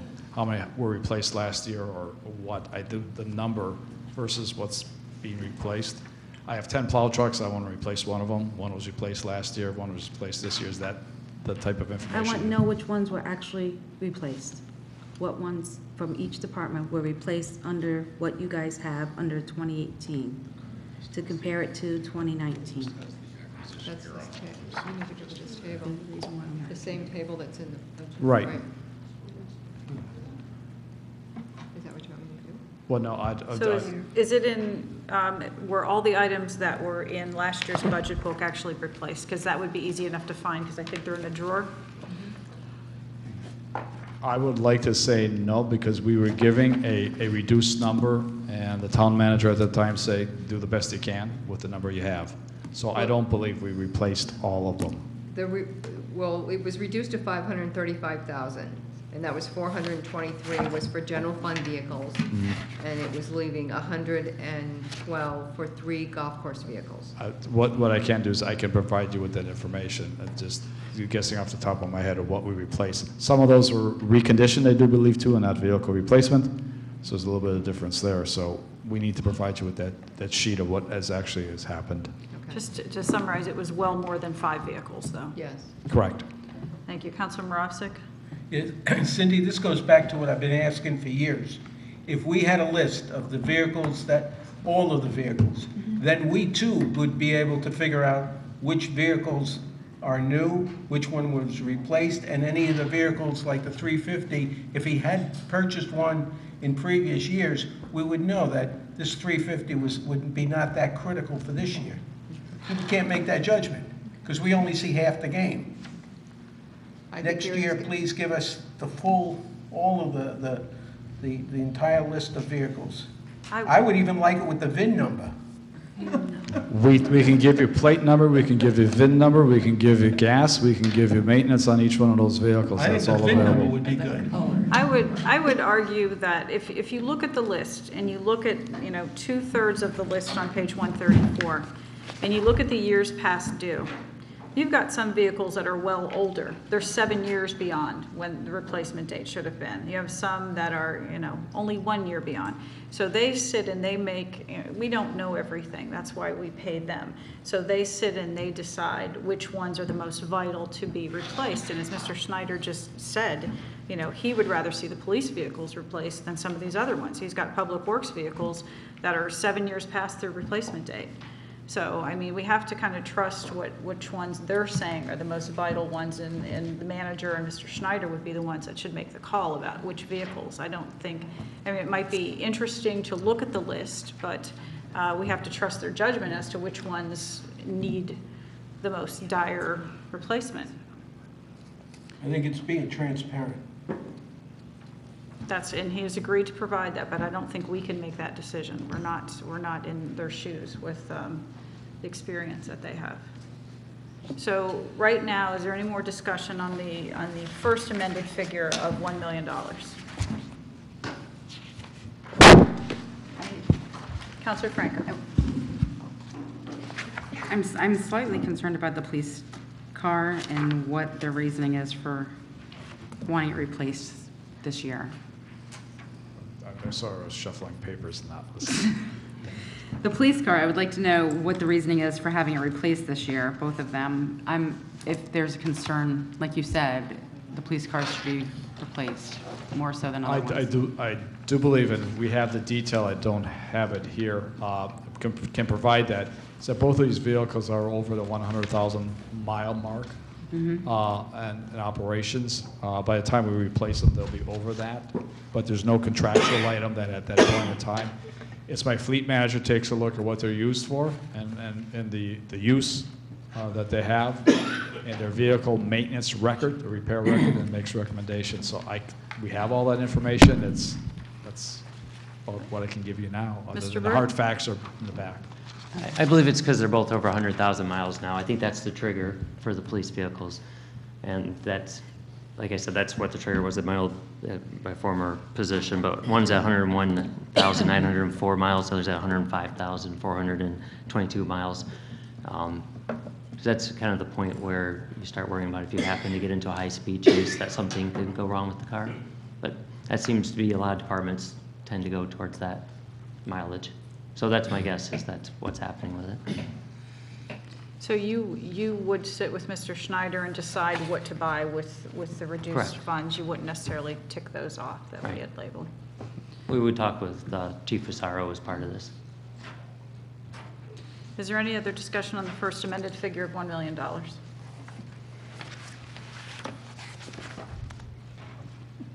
Seeing none, I'll call for a vote for account 6040 for $1 million. All those in favor say aye. Aye. Opposed? Perry, Schmidt, Atwater. That's it. So then we have 6 in favor, 3 opposed. Any abstentions? 0 abstentions. So the amended figure of $1 million passes 6-3 to 0. Thank you. We are going to take a 5-minute recess before we go to Parks and Rec. Thank you, gentlemen and lady, for coming out this evening.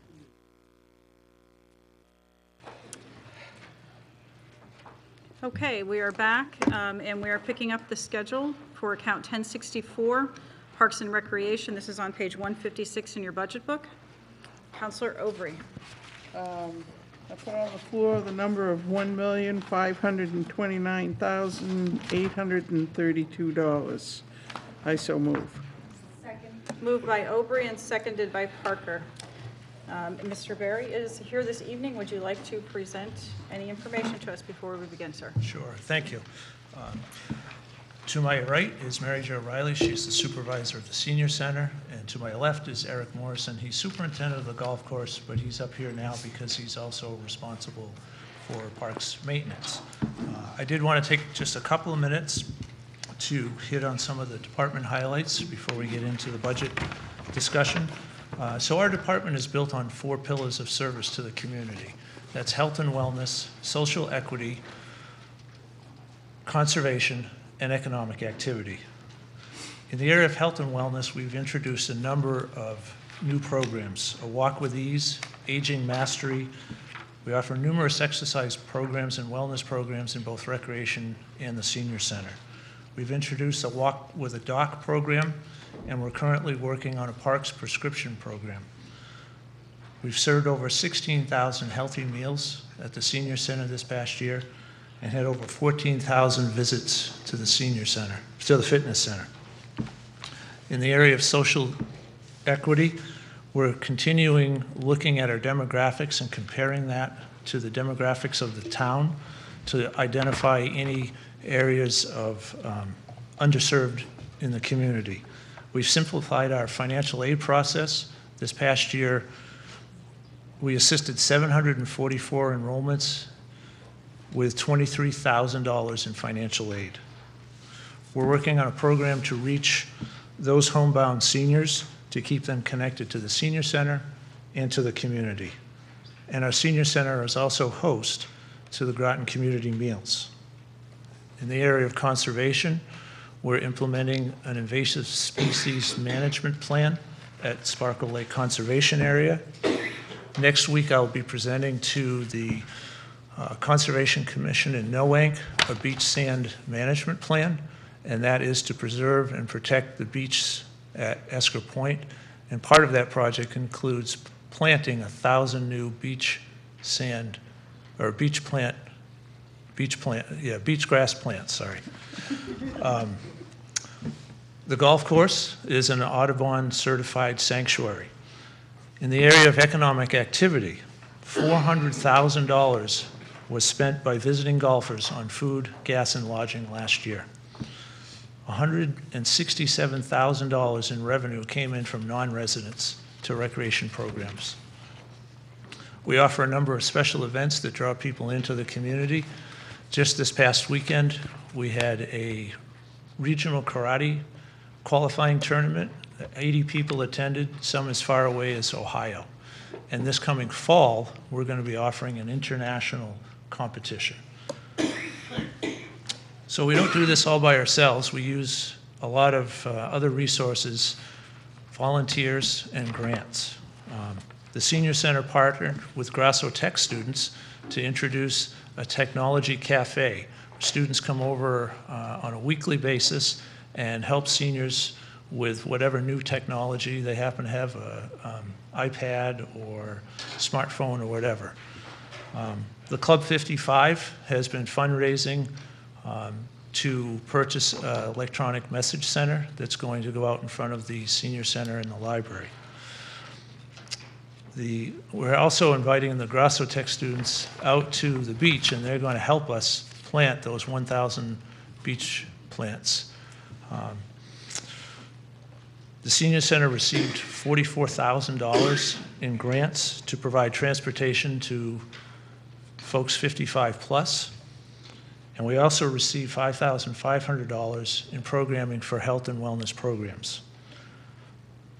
In the last 10 years, the department's budget has been cut by 54%.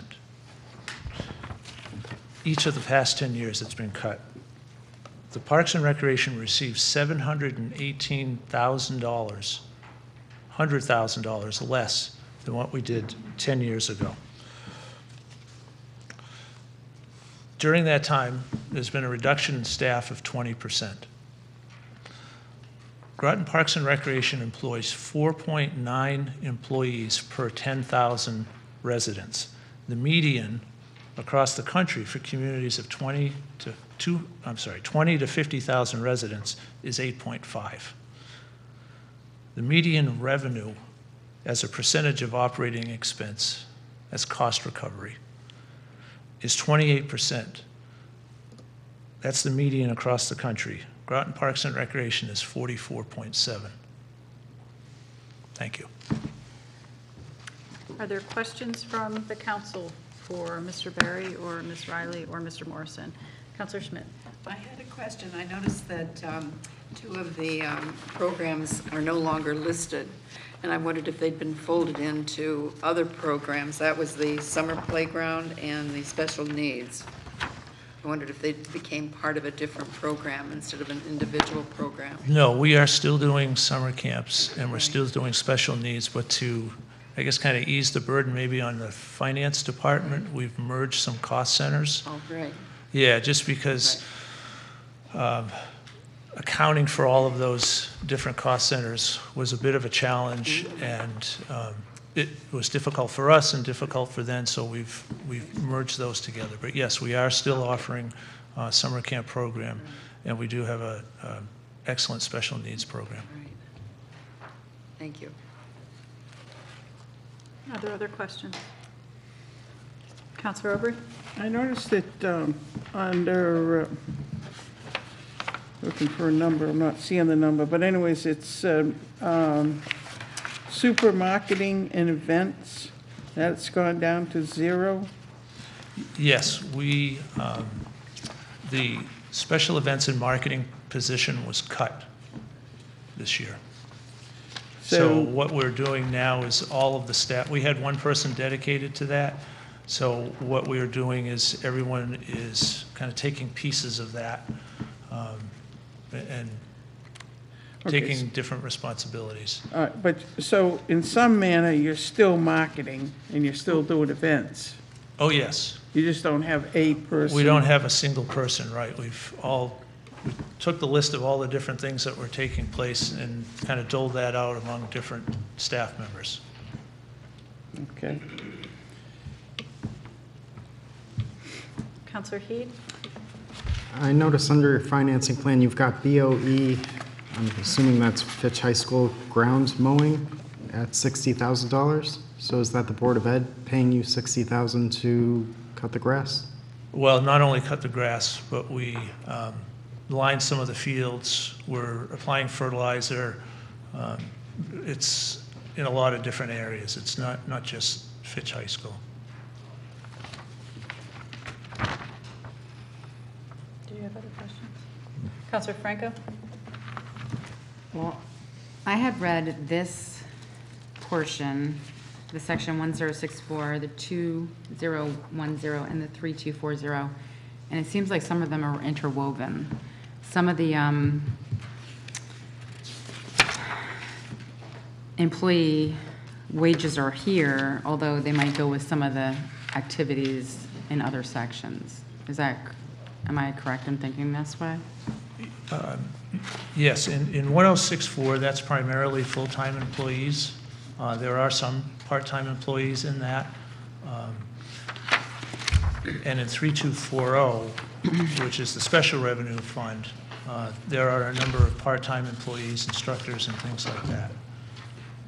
So we might have like the senior food concession and some rec programs there, but then if you go back to the section 1064, there are food service supervisor and some recreation services managers, and I'm having a hard time. Sure. Because you're going back and forth trying to figure out maybe what something costs, but you're looking at all different accounts. Right. So the food service, that's the chef, he's in 1064. The assistants are in 3240. And I think at one time they were all in 1064. And as a way of cost savings, they've been moved out of 164 cost savings, meaning reducing the impact to the general fund. They've been moved into 3240. If I may, Sure. 3240 recreation senior activities is a special revenue fund. So everything that's in there is paid for. This is what we were talking about before. If you look at the financing plan in 3240, it says fund balance applied rather than general fund. So there are some employees that are being paid for fully out of revenue generated by that department. So that's why, I believe that's correct, that you're going to see people there. Perfect description. And you're going to yes. see the same thing when you get to the golf course as well. Right. Right. So that's why you're seeing, it seems like you're seeing the same thing in different accounts. Some are paid for out of this fund, some are paid for out of this fund. That makes sense? Yes, it's just hard to figure out what actually something costs when you're looking through so many different accounts. It was done that way intentionally because people would go in and they would look and say, oh, they're making all this money, let's just cut them back, and then you would actually hurt the program and hurt the money coming in to the department. So they separated things out as a way of maintaining the services offered to the community that are paying for themselves. I'll shut up now. Okay. Thank you. You can come back if somebody else has a question. Anyone else have questions? It's just you, go ahead. Oh, okay. I just, if I might, Certainly. I just want to say that I think you do a great job with what you have. And there certainly are some things we don't see eye to eye on, but overall, I think you're doing an outstanding job, and I think you've really added to the senior center and what they're able to do, at the same time keeping everything else going, so. Thank you. I had a question. We have 4 office assistants in one department. And I wasn't sure why there are so many. Is it because you were spread out among 2 buildings, and if we consolidated you into one, we could save some costs? That is correct. There are 4 office assistants. 2 are located at the senior center, and there's 2 in recreation. The clientele at the senior center require much more hands-on. They're not as comfortable utilizing online registration. They like to come in, they like to pay by check, they like to make phone calls, whereas on the recreation side, I think between 75 and 80% of the folks that register for programs do it online. So we've actually been able to, we used to have more office administrators over in recreation, and we've actually cut back recently by just moving people around. I honestly don't think we're ready to do that at the senior center. We did this year, we've really started, one of the things that we did 2 years ago was folks weren't able to register online for the senior center programs. We changed the software that we were using, and now you can register online, and we've been actively pushing to encourage people to register online. And in fact, the staff has set a goal of increasing registration, online registration. I think currently it's like 2% now, and we're shooting to increase it to 10% for next year. And then that will continue. I'm not sure that, well, I guess as folks my age, start to utilize more senior center programs, I'm a little more comfortable registering online, but those folks that are older than myself aren't quite as comfortable. So I think, I guess what I'm trying to say is I think over time, we'll see an increase in online registration, and there might be some savings that we see in the future. But it's going to take a few years. Thank you. Councilor Franco? Somebody had questioned me one time, and I just wanted to ask you, are you in charge of the concession stand down at Quantic Plains? We're in charge of the building, but the concession stand primarily gets used by the football, Groton Youth Football. Mm-hmm. That's about the only time the concession stand is available to provide food services is during the football season. So for soccer and? Yeah, I think what Groton Youth Soccer and Groton Youth Lacrosse have found is that it was difficult for them to get volunteers.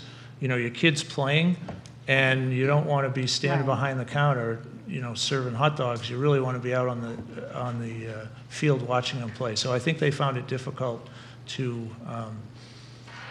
man the concession stand. So, but Groton, youth football, it's a moneymaker for them, and they have a committed group of folks that will, run the concession stand. But it's only open a small portion of the time that the field is utilized throughout the year. That is correct, yeah. So I think they play 4 or 5 home games during the course of the season, the Groton Youth Football, and that's the only time the concession stand is open. That is correct. Has anybody ever thought about putting something in there like they have at, I think it's Eastern Point Beach? Like the concessions there, it's open and yeah, actually, somebody can run it? Last year, we used to have vendors that would go into the park, and they didn't have to go through any kind of a permitting process through the Parks and Recreation Department.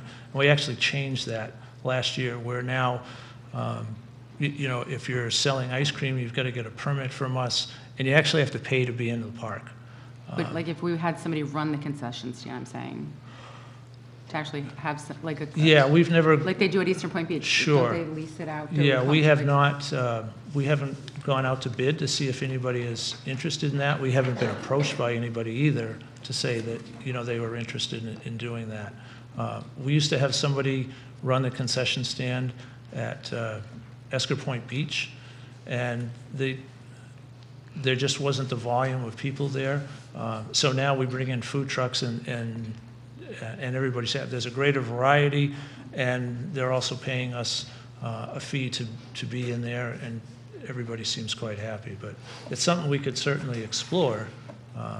Although I do believe that most of the equipment in the concession stand at Quantic Plains Park was actually purchased by Groton Youth Football. So if we were to bring somebody in, it would include them purchasing the equipment, because I don't think Groton Youth Football is going to loan out their equipment to somebody else. Yeah, probably not. All right, thank you. Are there any other questions? Counselor Heath? I'd like to move a second number. It's $1,473,421. One more time, please. 1473421. Thank you. And I very much value what you do. Is I'm there a just looking. second? Oh, sorry. I'll second it for discussion. For Moved by discussion. Heath, seconded by Aubrey. Okay, thank you. Go ahead. I value what you do, but I'm looking for savings across every department to sort of spread the pain. Obviously, we're still in a little bit of financial challenge here. So this is 5% of the salary request, $69,273. So what would the impact of that be?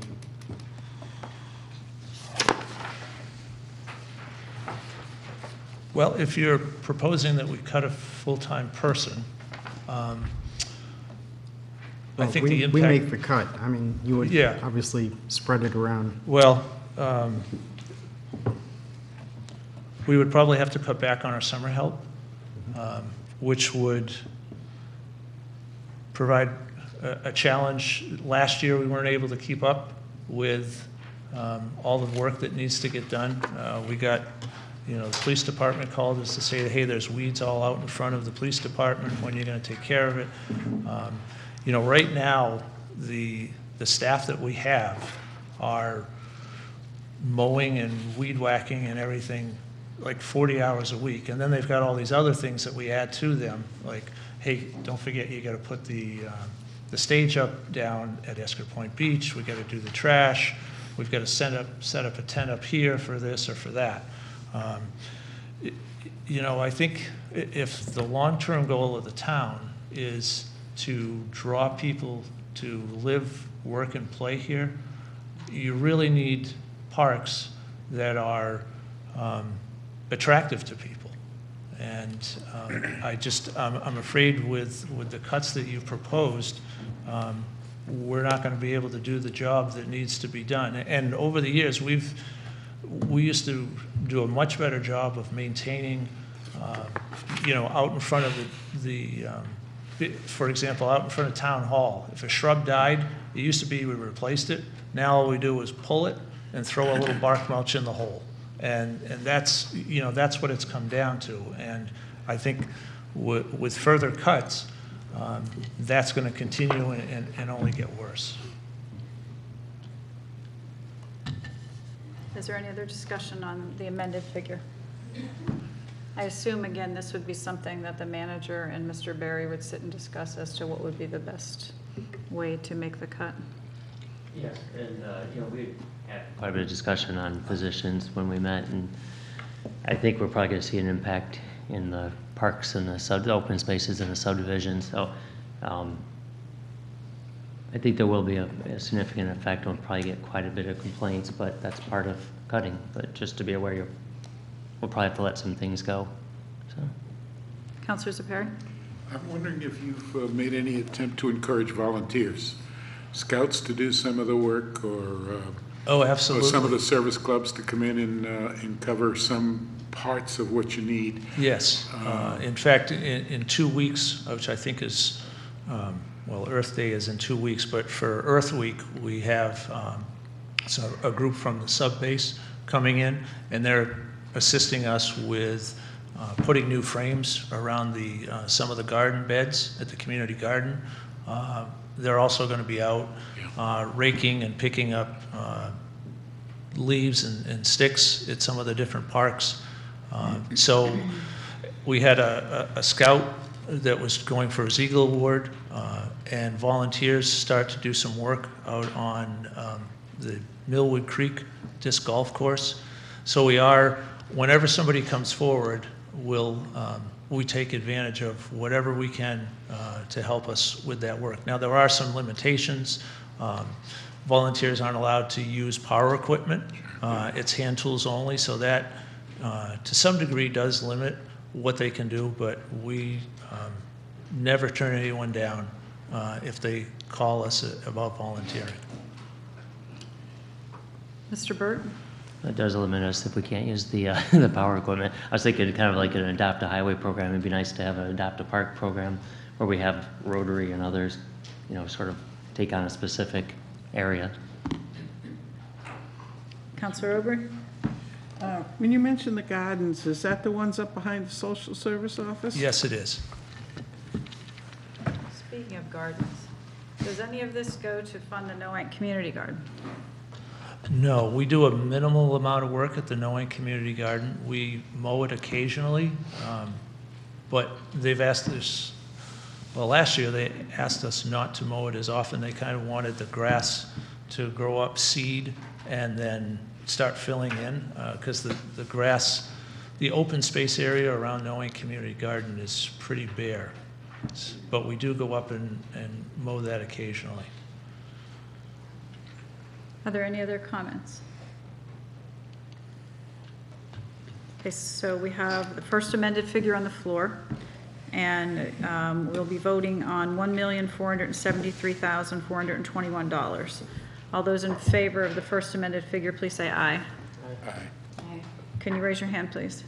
So it's Perry, Heed, Franco. Opposed? And abstentions.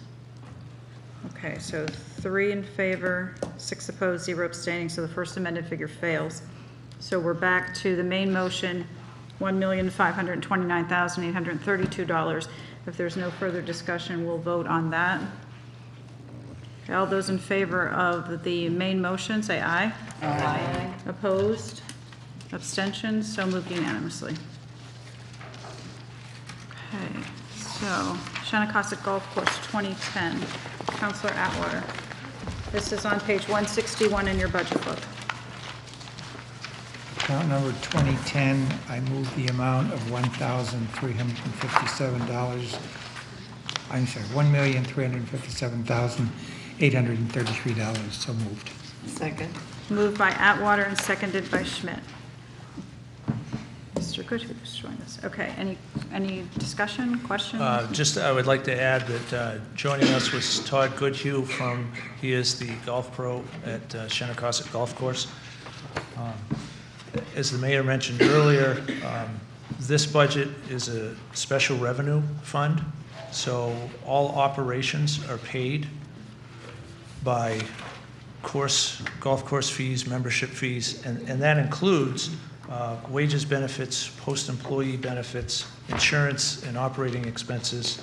And annually, the golf course pays back to the town for service for HR and finance.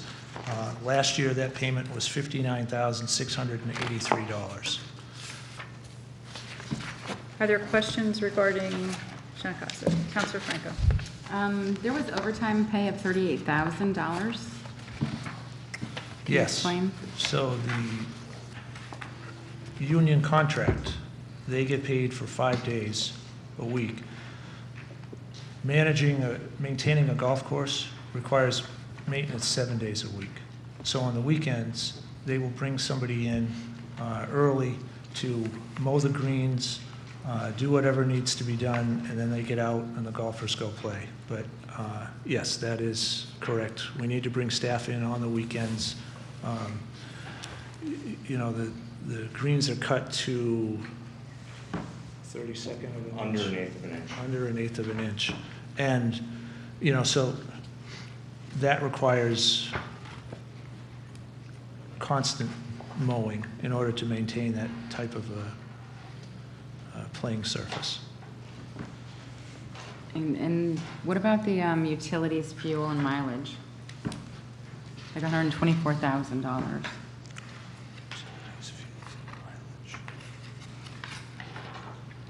This fund pays for all the utilities in the clubhouse building and the maintenance building for the golf course. And then it's also, we have our own fuel tanks at the golf course for our equipment and the golf carts. So we pay for all of our gasoline, diesel fuel, and we pay for all the heating oil for the buildings as well. Okay, thank you. Councilor Moravsik? That is also, the restaurant is also included in that? Correct. Okay, just want to make sure, Yeah, because that's what I heard the last time. Yes, we pay for the utilities for the entire building. I think you guys are doing a real good job. Your income is just about what you're spending, and I think you should be commended for that. And I can't see where any of the council members should do any cutting on this. Thank you.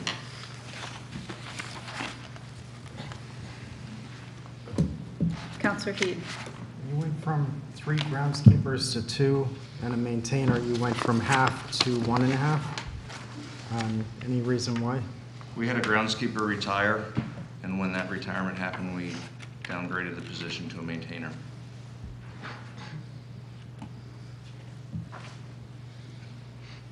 Should downgrade another one? They're currently filled. Counselor Aubrey. Well, having had the pleasure of the golf course, I have to tell you, I think it's a real gem.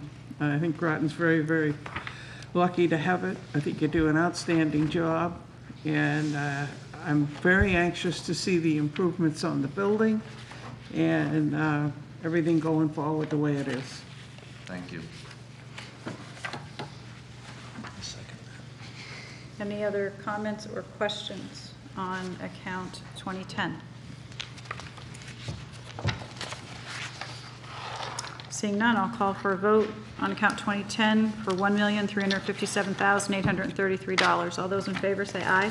Aye. Opposed? Abstentions? So moved unanimously. Okay, Counselor Schmidt, account 3240 on page 166, please. Account 3240. Thank you, gentlemen. Thank you.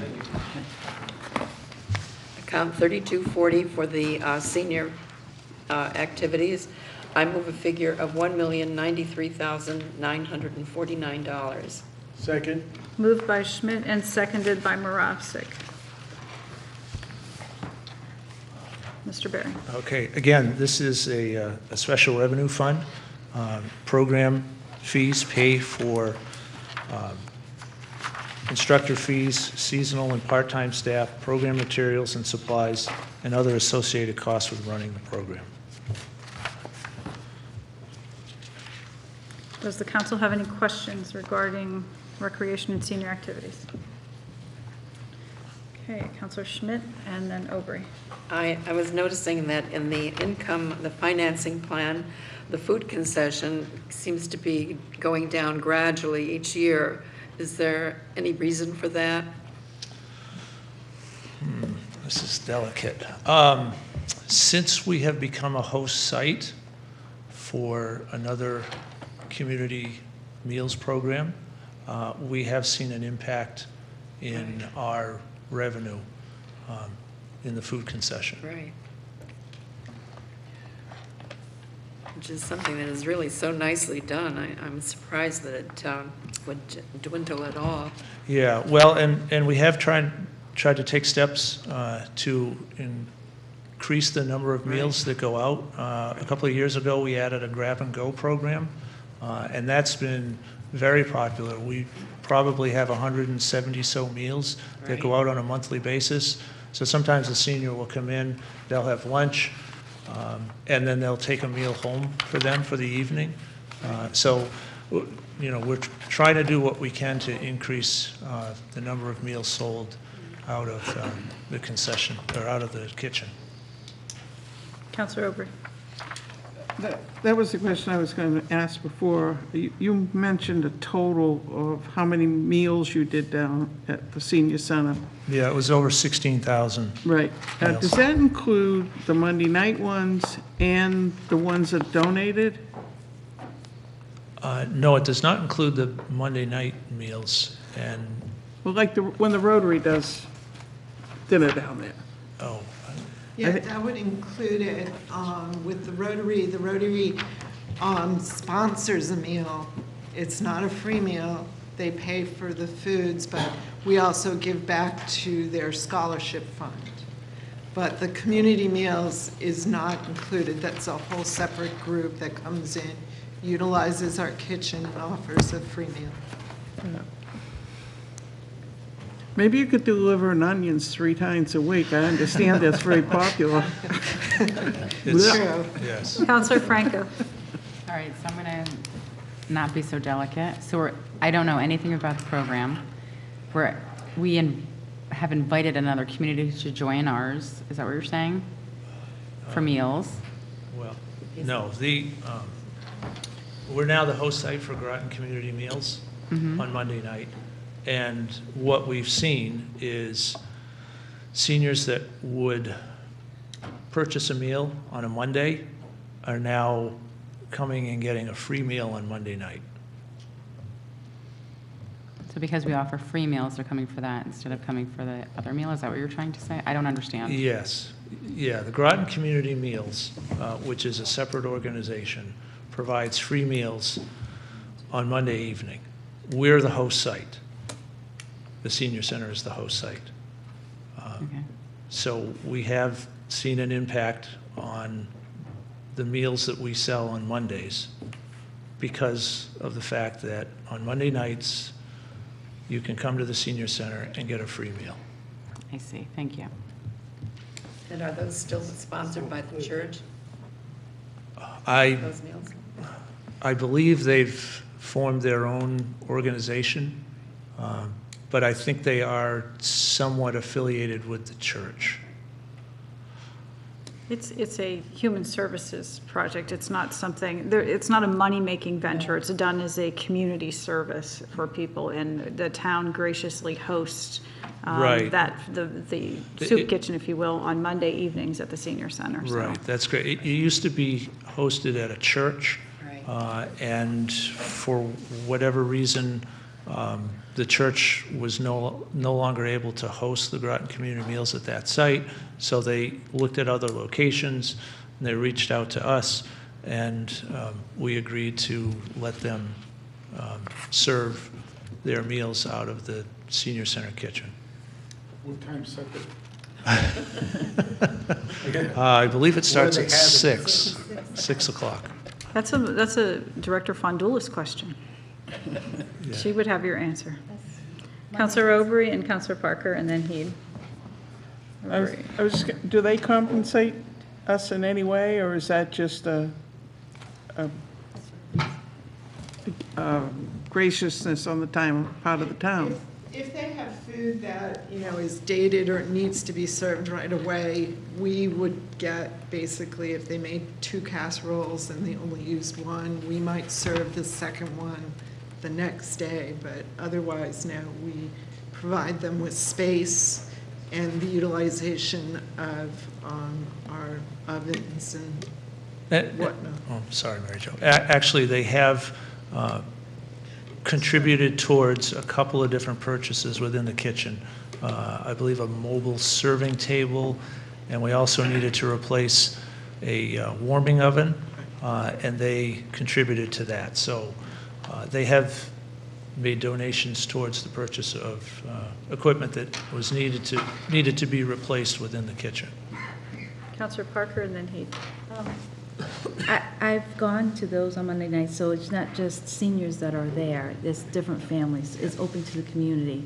And it's a great outreach program and for everyone to get to know your neighbor, basically. So. Yeah, and I don't want to sit up here and sound like I'm throwing them under the bus. I mean, that's certainly not my intention. That's not how I hear that. Okay. It's Well, just you're helping a fellow. Yeah, for those that are watching, No, that's not what I heard. No, Really, no. it's- No. Counselor I Heed. know, I'll get lots of phone calls tomorrow. In the opening statement, you say the overall decrease in this budget is $28,407, or 2.5%. Personnel services decreased $4,600, and operating expenses are down 23, call it 24,000. So that's true 2018 to 2019, but if you go back to 2017, your personnel services in particular are $458,000, and the request for 2019 is $591,000. So in 2 years, it's going up $140,000, $130,000. I think that, yeah, but that's only part of it. I think the part of it, as Mary Jo said,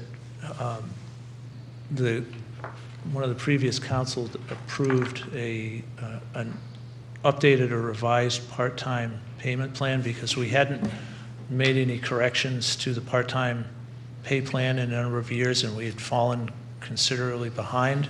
So we proposed and the council approved those changes. The other part of that change, I think, comes from the reclassification of some of our instructors. They went from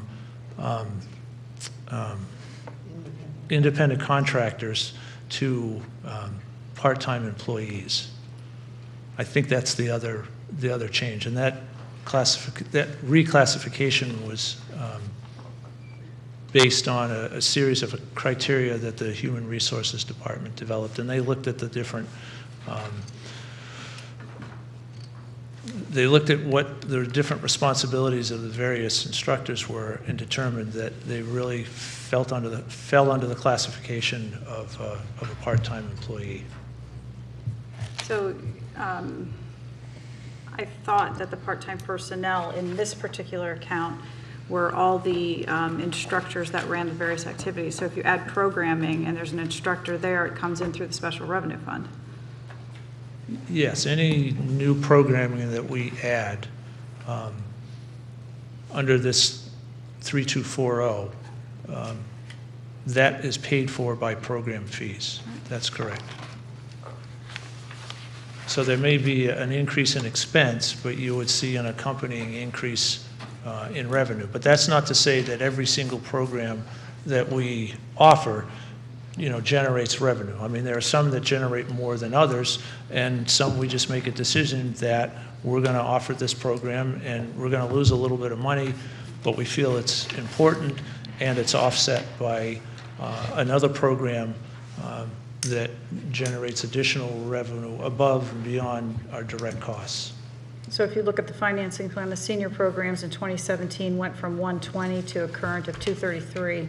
And the rec programs went from 685 to 768. So you're seeing an increase in the financing, the money coming in through the revenue fund, as well as an Correct. increase in the personnel. Yes.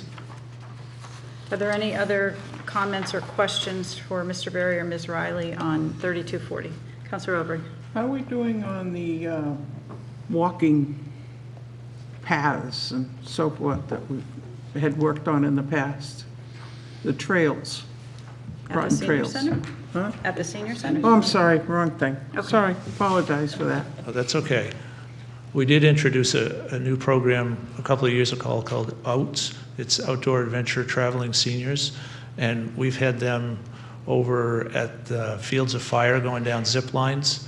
Honestly, 75, 80-year-olds going down the zip lines, and they've got a smile from ear to ear. We regularly take them out on different adventures, out on cruises. They do a ton of hiking. So, yes, we're still utilizing the trails out and about in Groton. Any other discussion on 3240? Seeing none, I'll call for a vote for $1,093,949 for account 3240. All those in favor say aye. Aye. Opposed? Abstentions? So moved unanimously. Thank you very much. Thank you. Okay, so that brings us to account 1080, which is Board of Ed, which is in your separate book.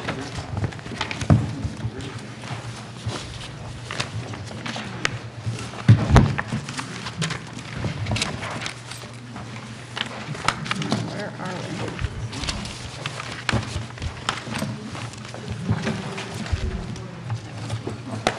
Can I go, are we going to include the BA nurse in this, or?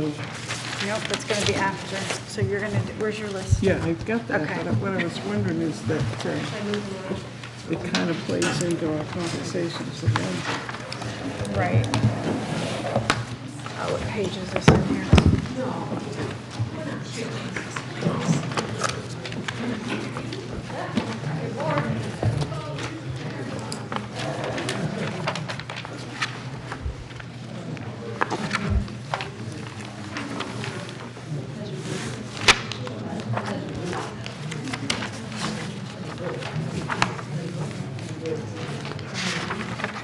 So we're at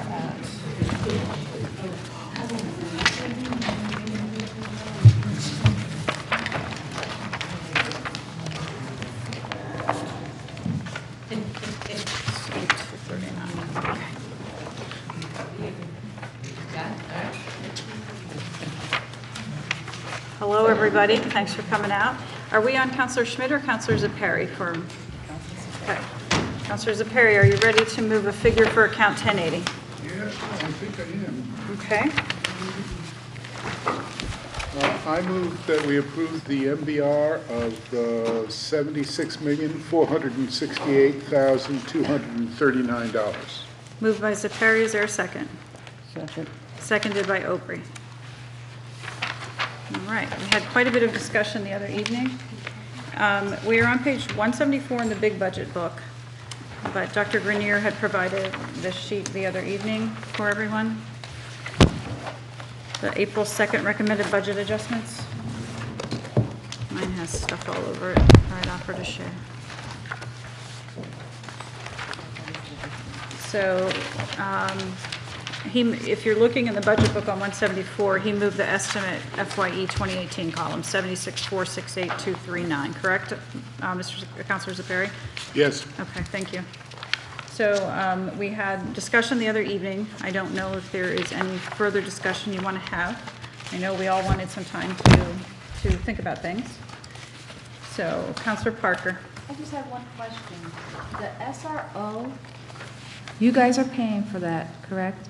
Is there benefits coming from you guys too? Actually, the budget of $59,000 reflects 83% of his salary, because essentially he works 83% of the year for us, and the town is picking up all the benefits. We're just paying 83% of the salary.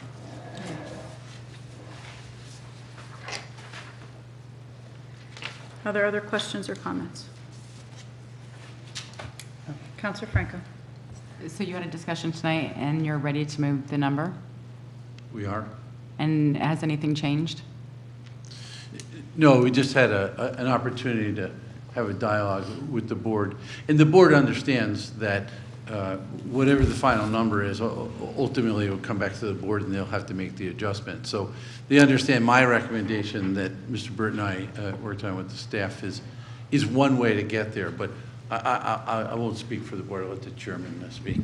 I mean, we had this exact discussion tonight, and I think that not until the budget is finalized will the board be able to sort of make a decision about where the cuts are from.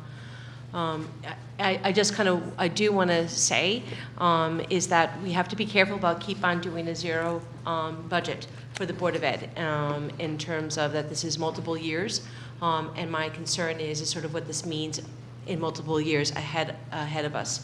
Even though we're going to have some consolidation with the schools and we're moving forward with the 2020, I just don't want this to hit the town. You know, it might be long after you guys are here and I'm here, but that we need to be forward thinking around understanding that if we keep on a zero, we still have costs that increase in benefits and stuff. And so I just feel like I needed to say that. My other thing, if I could just slide in, is that we have another person that has joined us at the table. He is our business manager. We talked a lot about him last Monday. All good things, but I just wanted to introduce Ken. He is you probably feel like you've been here forever, but he joined our staff, I think, in September. And so I just wanted to introduce you guys to him. Thank you. And your position is? He's a business. I'm sorry? He's the school business manager. The new West Greenleaf, correct? No. No? That's the business manager. No, that's. Wes was facilities. He was the director of maintenance. That's right, that's right. Ken is in a class of his own. Okay, sorry.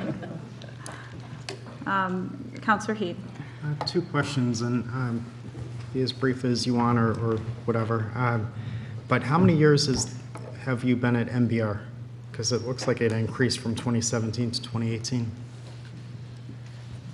We have been at 76, 468, 239 for 2 years, and this will, if the vote goes through, this will be a 3rd year at that number. All right, and then the second question being, you cut about $182,000 from the sites. Just in brief, how did you come up with that number? And well, we took, as a cost-cutting measure, I recommended that about 25% of the site budget be cut, and so that's what we did. I mentioned last time that as the board got together January and February, almost every meeting, a few $100,000 was cut, knowing that we needed to get down. So we have tried to be as economical this year as possible. With some degree of luck, we're still waiting for the Alliance funds, but we do have some money in there for books and so forth. So a lot of the things that you would, books and supplies and so forth, that you typically associate with the site budget, we're trying to shift to grant programs, at least in the short run. So I think we'll try to minimize the impact of that cut. So just to kind of recap, what you presented us with was a way for the district to have the $78,317,747,000, but to keep the cost to the town coming from taxes at the MBR. Correct. So the additional, you found the money in grants that you will be able to spend the full amount that was requested. Well, not the whole 1.8 million, but we found some of it, yes. Okay. The sheet you gave showed it at 1.8 that you were able to Well, find out of the grants. we were able, we actually, the sheet shows 51.5 that we took another hard look at the budget. We were able to find $51,500. And then we were proposing, because Cindy Landry informed us that we think that the health insurance reserve, at least on June 30th of 2017, was about $2.7 million. So we are monitoring that carefully as we go through the year. If it works out the way we anticipate, there will be sufficient funds there to reduce it by $1 million, and then there's another $333,000. The proposal there would be simply to pay the claims for our post-employment folks, their health insurance, and not make the full actuarial payment, which sort of made us feel more comfortable doing that. And then there would be another $464,000 that we could, one way would be to tap the Department of Defense Supplemental Impact Aid, which again is something that the board is reluctant to do, but that's one path getting there. There may be some other paths that we'll talk about as we move forward. And you were running at about 80% of costs for the health insurance since? Yes. Okay, that's yes, good. and if that continues, please God, we'll be in good shape. Are there any other comments or questions for Dr. Grenier or Ms. Watson? If I can. Councilor Aubrey. I want to say this the best way that I can, because the last thing in the world I'd want to do is to offend anybody, believe it or not. But I think we need to be talking to the military about the burden that they put on our schools. Now, I was a Navy wife, and my children went through all the Navy children can go through. So there's not a problem with that, but I do know that this has become the place that you try to get transferred to if you have a child with a problem. And that the military will let you make this your permanent port, if at all possible. And I think it's putting a burden on our schools. And I welcome helping them, but I think we have to talk to the military about the fact that they should be more supportive of our schools if they're going to ask that of us, and make it available to the military. Right. Well, I can tell you, Ms. Austin and I met with Representative Joe Courtney just last week to address impact aid and the huge effect it has on our town, and just to, again, to advocate that for our military children, we get about $3,500 per child. which is really a fraction of the about $15,000 per child that it costs to educate. So we're working on that, and I 100% endorse what you're saying. The federal government should, in fact, pay its fair share. Although they're thinking about not. I want those children to have what they need, absolutely. Right. Yes, But I yes. think it has to be a shared expense. Yeah, we completely agree. Somebody's itching to say something to me, I think so. No, Kim? No, I just, part of the reason why I think Dr. Grenier and Sue were together with Representative Courtney was because there is some talk that some of the impact funding might actually be decreased. And so good news for us is that Courtney responded very quickly and actually has a wonderful relationship with this district and with this town. And so could understand and could hear that. And I'm not quite sure if we have a sense of the percentages of what is military in terms of special ed. I would not ask the district to look into that at this moment, just because there's a couple of other things that are being done in the district right now. But that might be something to explore, because I'm not quite sure if that is, it's just something that's sort of what we hear and it becomes part of our folklore, or whether that's really true that people are sent here because of our educational system. I'll just tell you, in working with people to find their homes, I have people that have specifically told me that's why they're here and this is why they want a home here. And I unfortunately, absolutely hear that a lot, but I think that it would be worth possibly, when there's a slower part, is to see what is the active military in terms of our use of our special ed program. Councilor Franco? No, I'm sorry. I just wanted to say, I understand that we cannot do this every year, and I understand, I heard when you said that next year we can't do this again. But we do appreciate all the hard work. I know you guys, the board put in months of effort to get the budget where it is, and it is appreciated by the council and by the community. And we understand the vital role that schools play in keeping families here and in bringing families here. So we want to keep moving forward, and we're doing our best to forward the 2020 plan. Things are happening, and we're working very diligently to do what we can in that regard, and we look forward to the school coming online so that we would have a little bit of a buffer. But I do understand that there will be pay the piper next year probably. But this year it will be good to come in where you are, knowing that you can still get to the kids in the classroom what they need. And thank you very much for your efforts. We appreciate it. Anybody else want to talk? I just have one question. Go ahead. So I just want to make sure I'm clear with this because I'm new. But if we go to above MBR, and then the Alliance District, we get out of the Alliance District. Let's just say the state cuts our ECS money. Our MBR is where the ECS money is, including what we put in. So it's the grand total. So we have to replace the ECS money as well to get to MBR. Is that correct? Well, it's a little bit complicated because the ECS money won't go down for 4 more years.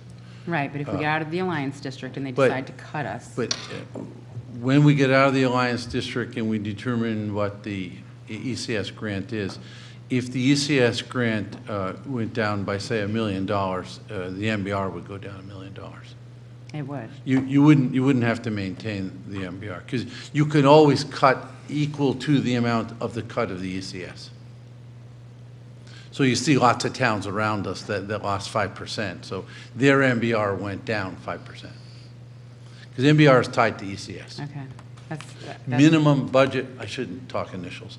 Minimum budget requirement is tied to the education cost sharing grant. So the town wouldn't be left, holding the bag with a very high minimum budget requirement, but reduced education cost sharing. Okay, because maybe I was mistaken because I thought that's what was happening in Montville, where they were cut by ECS and they had to... that's a whole other... Okay. There's an aberration there. that they have to work out. It's unique to Montville. Are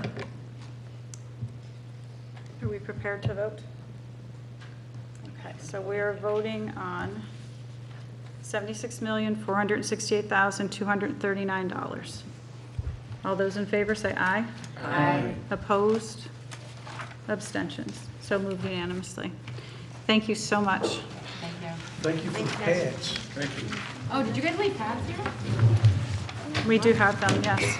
We have, I don't know if Dr. Grenier has sorry? a moment. We have one more account that. I was going to stay, is Thank it you. the Thank you. the nursing business? Yeah. There may be a motion. And Leah is here and we'll stay. Thank I'll you. stay. Okay, You guys do not so, have to say it's for You don't have business. No. Yeah, you're a nurse, you stay. so just to say, give him a chance. Okay. No, no, not tonight. This is not on the agenda. Go, go. I'd like to make. Counselor Obrey, you had something you wanted to add? Yeah, I'd like to ask the, well, I don't know exactly the right way to do it, but I'd like to ask to reconsider the budget that we worked on with the Visiting Nurses Association. So there's a motion to reconsider, and you're going to have to help me out with numbers here. I believe we're on page 179. It's more clarification than, Actually, it's on page 181, so can you give me the number that, or the account that you would like open for reconsideration, please? She's got to say.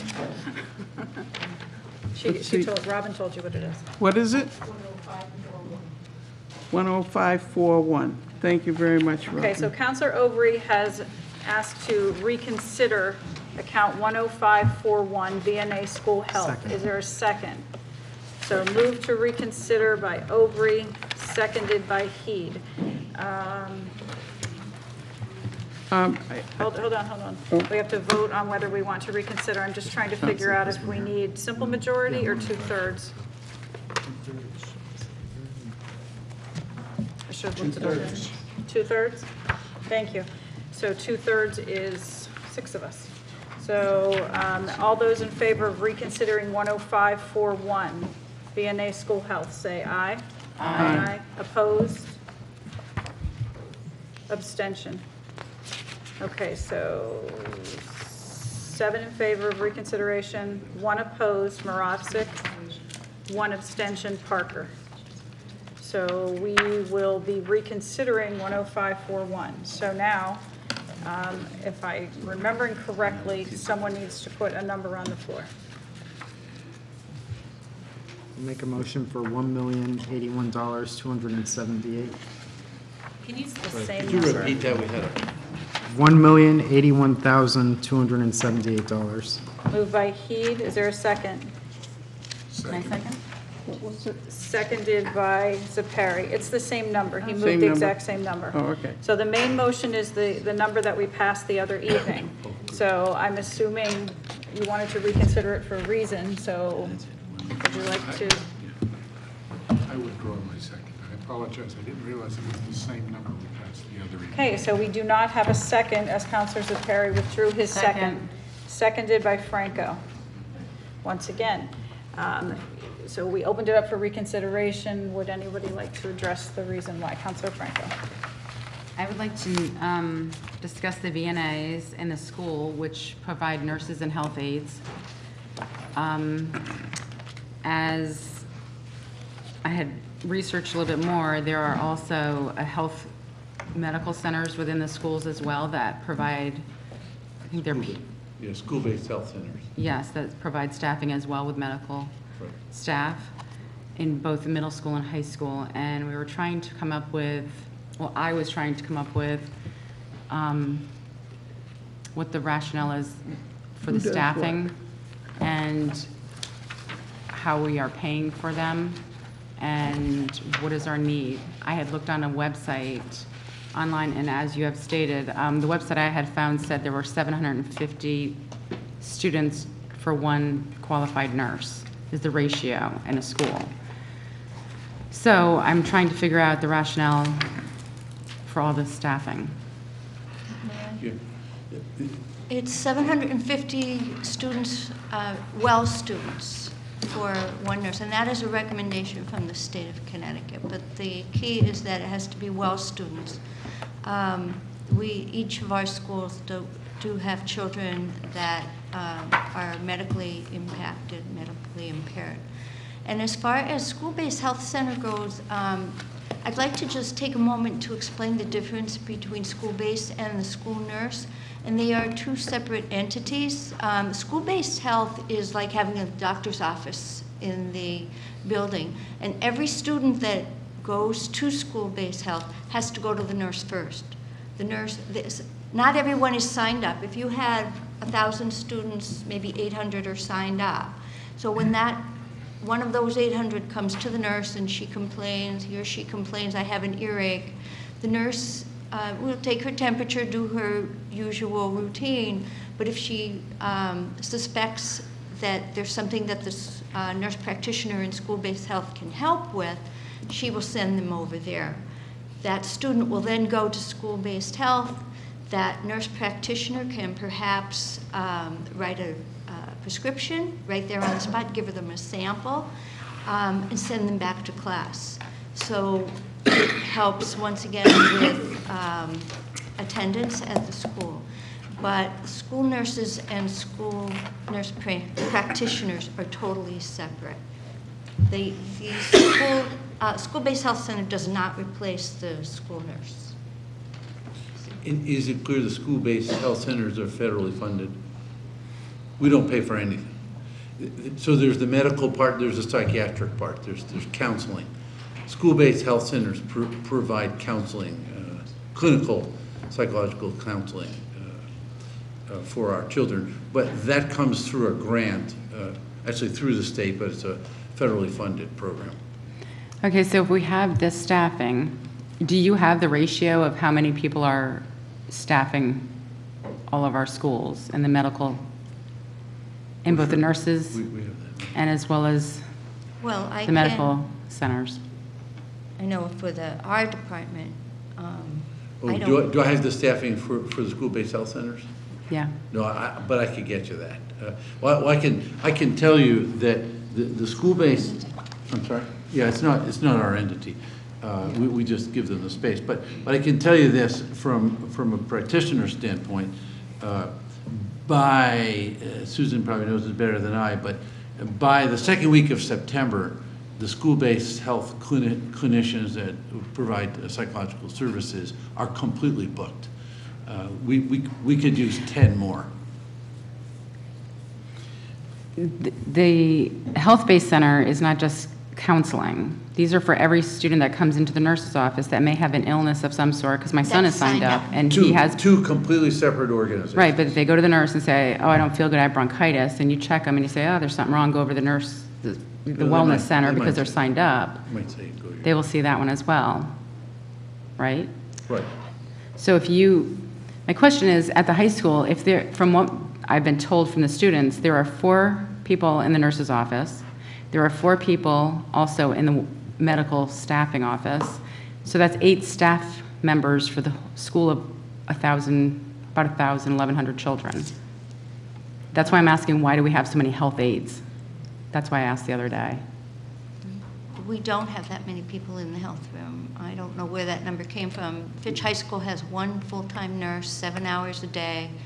They have 1 school health aide for 6.25 hours a day. And then there is a 5-hour-a-week health aide that assists with other clerical duties because they are so heavy up at the high school because of sports and processing athletics in addition to the routine health. That's all we have in the health room. So really there's 2 people there, the nurse and the health aide, except for 5 hours when we have the other health aide. And how about in the middle schools? Just let me go back to high school for a sec. More than 1,000 children, distribution of medications during the day, medical checkouts, and sometimes they don't always get sent to the school-based health clinic center. Sometimes they're sent to their private physician or whatever. But one nurse for about 1,100 children is is a real challenge, I can tell you. The middle school, what would? Middle school has, they each have one full-time nurse, 6 3/4 hours a day, and 1 6-hour-a-day health aide. And what about the medical center? I don't cover them. I don't know. We're a host, we're a host site, so that is provided by, is it Child and Family? Yeah, Child and Family. And does UCFS still do the dental clinic, or is it Child and Family? So we used to actually have a dental clinic that was staffed. So, I mean, I think that we could get the number for you, but that, I mean, we're not responsible for those staffing. That's not the Board of Ed or the town's responsibility. I can get to that tomorrow. I'll call Child. Well, it does and say Family. that in a school, that just what I had read online, that in a school, the ratio to have one medical personnel per so many, and if we do have it, whether they're in the health center and 800 children out of 1,000 are signed up for the medical health center as well, I mean, wouldn't that be part of the ratio? We don't have 800, nowhere near that number. We have that at the high school. School-based health Well, that's what I'm center. saying. She said at the high school, they're signed up for the medical center. No, I used that figuratively. I said, let's just say there's Oh, okay. 1,000 students, and then we have 8. I used it, just to round it up. So if I could chime in for a minute, first of all, are the Child and Family Agency school-based health clinics in Title I schools? I assume yes. Yes. Okay. But then- but also, there's one at Cutler. Okay. Both middle schools. So that's not, okay. The other thing was, we used to have one at the school where I teach, and that person was not there to deal with, I burned my hand in culinary, or I cut myself in carpentry. They were there doing physicals for kids. That's right. And these are for kids that don't necessarily have a family practitioner, and they would be going to an emergency room if the school-based health clinic wasn't there. So they are there on a regular basis to tend to the health and the ongoing health and well-being of the students at the school. So they would not be dealing with the emergencies that would come up. They're booked. Physical exams. Right, They'll they're often do booked with the physical exams. exams and just the regular things that you or I would go to our doctor for. These people are there in the schools to treat the children. So it's a separate little entity from the people that are dealing with the head injuries from PE or the EpiPen administration or whatever. The other thing that would make me concerned, because every year I work with the Child and Family to advocate for these funds, if it is not assured, it's an annual sort of funding. But our schools, the requirements for the nurse between providing the distribution of drugs and medications and that sort of thing, and then the kind of clerical things that the school-based, the school health aides help with, that keeps the medical part running, and contacting teachers, contacting parents. You can imagine for a fairly large school of 500 kids or so, that's a big thing. So I strongly recommend. I mean, these folks, and believe me, do we appreciate it? And I understand that this is a huge asset that the town provides, but they are enormously important to our schools. Counselor Aubry and then Zepari. I don't think any of us are looking to not have what the kids need. But I still feel that, especially if we have that backup system there, that we might be able to look at using some LPNs or some, what are the ones that are trained to ride them? The ambulance. CNA? Yeah. Thank you, not candy stripers. Right. Has nothing to do with health. I don't know. I would think that the LPNs would be more expensive than a health aide. No, I'm talking about an LPN that would be running the facility, not necessarily an RN, in order to be able to look at some cost saving in the future. I happen to think that they're a little bit better trained than I think you think that they are. And you had said to us that you needed an RN there so that if there was something serious, they would know how to evaluate and so forth. Personally, I think a good LPN can do that also, but they've got the backup. So I think we just need to look at the staffing in the future. I want it to be there. We definitely need it, but I think we might be able to look at a way that we could save a little bit of money and still have very good care for the kids. Counselor Perry. How many registered nurses do we have in the school district working full-time? We have one registered nurse per school. So it's the 9 public schools and Sacred Heart. So that would be 10. And then we also have the half-time float nurse that I had mentioned when I was here the other day as well. So The half-time float nurse, you say? correct. And how many nurses' aides or nursing assistants do we have? There is an aide in every school except Sacred Heart, and there is the additional 5-hour aide up at Fitch High School.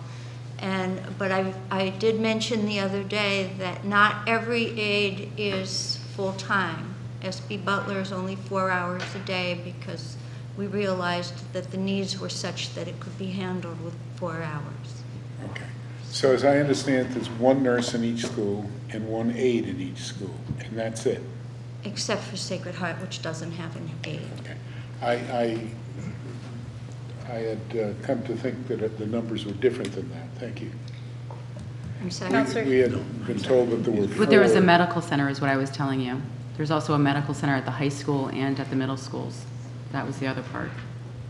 And do you staff those with nurses also, the medical center? They have. Child and Family runs that. Child and Family. Federal, and they pay. Counselor Heed. I'm happy to have a registered nurse and a health aide in every school. I think that makes sense. They're busy. Besides that it's the law, I can tell you, we, Susan and I, visit classrooms with medically fragile children, and I think thanks to advances in medicine, some of these children come to school, but they are extremely medically fragile. And the thought of running a school without a registered nurse would really alarm me. And virtually every school, whether it's SB Butler with applied behavioral analysis autism program, or Mary Morrison with the medically fragile, or the high school, middle schools, you can imagine we have an array of medically fragile children. Most of the. Counselor Franco. Can I just ask you on in our booklet, we have on line 20, it's object code number 332. There's other professional services that fall under the health services. Can you tell us what those are? Because I think you were going to tell us tonight what those were. That's to pay for I just searched for Mr. Knight. He's escaped again. No, he's right here. Oh, he is. Okay. Oh, good. Ken, look it up. I believe that's when we have nurses that attend field trips. If a disabled child goes on a field trip, we pay the overtime amount. I think that's what that is for. Also for medical secretary. Counselor Morosic. Yeah, okay, you pay the overtime for her nurse. Correct. Okay, If I the got nurse that goes mixed on a up. field I thought trip. it was your nurse Yeah. that was going on the field trip, but it's her nurse. Well, it's a VNA nurse, but okay. if the child needed a nurse, they're good at Boston No, Municipal assignment. the other day I thought you were double dipping. No. And so that's why I got it straight now. Thank you. Were you asking for 331? 330. Yes, 330. Wait a minute, I turned the page. I'm sorry. There's two. You said line 20 and I believe it was 332. So that's where the athletic trainer is, medical services, specialized for students, and psychological services. So if we need a psychological report, if a child is in a crisis, that we have to have that done. All right. Did you want the other one too? The other one was occupational therapy and physical therapy. Those are the two big ones in there. Per the child's needs, special education need, we provide occupational therapy and physical therapy, and if the child is eligible, family is eligible for Medicaid, we bill Medicaid, and those funds come back to the town. So just so, an overall is that when you have like both facilities on one school, you can't consider the medical center as any of those staffing counting towards nursing for schools, for children? Do you mean that are you talking about the school health, if the school that has both a school nurse and an aide, and also has the good fortune of having a school health-based clinic? Right. That you're asking about whether there could be crossover services in terms of having the school health-based clinic take over some of the school nurse functions? Possibly, yes. No, because the nurse practitioners from the school-based health center are not school nurses. They're two separate entities. The school nurse is required, a school-based health center is not required. And it's just an added bonus that fortunately is federally funded. But they are totally separate. And to just have a school-based health center in there does not fulfill the requirements of the law. Not all communities are fortunate enough to have them, and it often goes with our Title I or our free and reduced lunch population for children who need this service. And so, you know, it would cause much more absenteeism if they weren't able to get to a doctor, if they're really sick. So this is really important and valuable to our schools, and it's federally funded. Counselor Oberg? I hope you don't misunderstand. I think what's being done is wonderful. We're just looking at things to try to find other avenues. But by what you're saying to me, though, you don't have enough at the high school. Because you said you're supposed to have one for 750 kids? Ideally, yes. Pardon me? Ideally, yes. That's a recommendation. It's a recommendation from the state, and the laws were written that way as a recommendation back in 1982. With the health aide can take some of the edge off of the nurse. Honestly, if we have some schools that if we didn't have a health aide there, you'd probably need 2 nurses. Okay, well, I think that myself, there was confusion on some of the things that we had talked about the other night. So I appreciate you coming back and talking with us again. Everybody's just looking for a way to understand things so that we can make appropriate changes. Counselor Schmidt? I just wondered, what is occupational therapy? I was at Apple, and I had occupational therapy, how to, you know, you go get things out of the refrigerator and put things on the stove, get them in. Children have fine motor problems sometimes. And disabilities. You know, disabled children have fine motor problems, and so teaching a child to write and developing the fine motor skills for writing and that other sort of learning chores would be an OT. Kids who don't have the large motors, like skipping is an important skill in terms of movement, and so physical therapists will work with a child along those lines. So it's not housework. Yeah, housework. In regards to hiring an LPN and to replace an RN, that's by law stipulated that an LPN works under an RN, and you by law have to have an RN to fulfill the requirements of a school nurse. So we can't go that route. That's out. Is there any other discussion on the reconsideration of 10541? Seeing none, I'll call for a vote on 10541, and the amount was $1,081,278. All those in favor say aye. Aye. Opposed? Abstention? So moved unanimously again. No, not again. Thank you. Thank you. Thank you very much. So I need a motion to recess to time definite. That would be Saturday, April 14th at 9 a.m. So moved. Moved by Heath, seconded by Schmidt. All those in favor of recessing until Saturday, April 14th at 9 o'clock, say aye. Aye. Opposed, abstaining, we are in recess.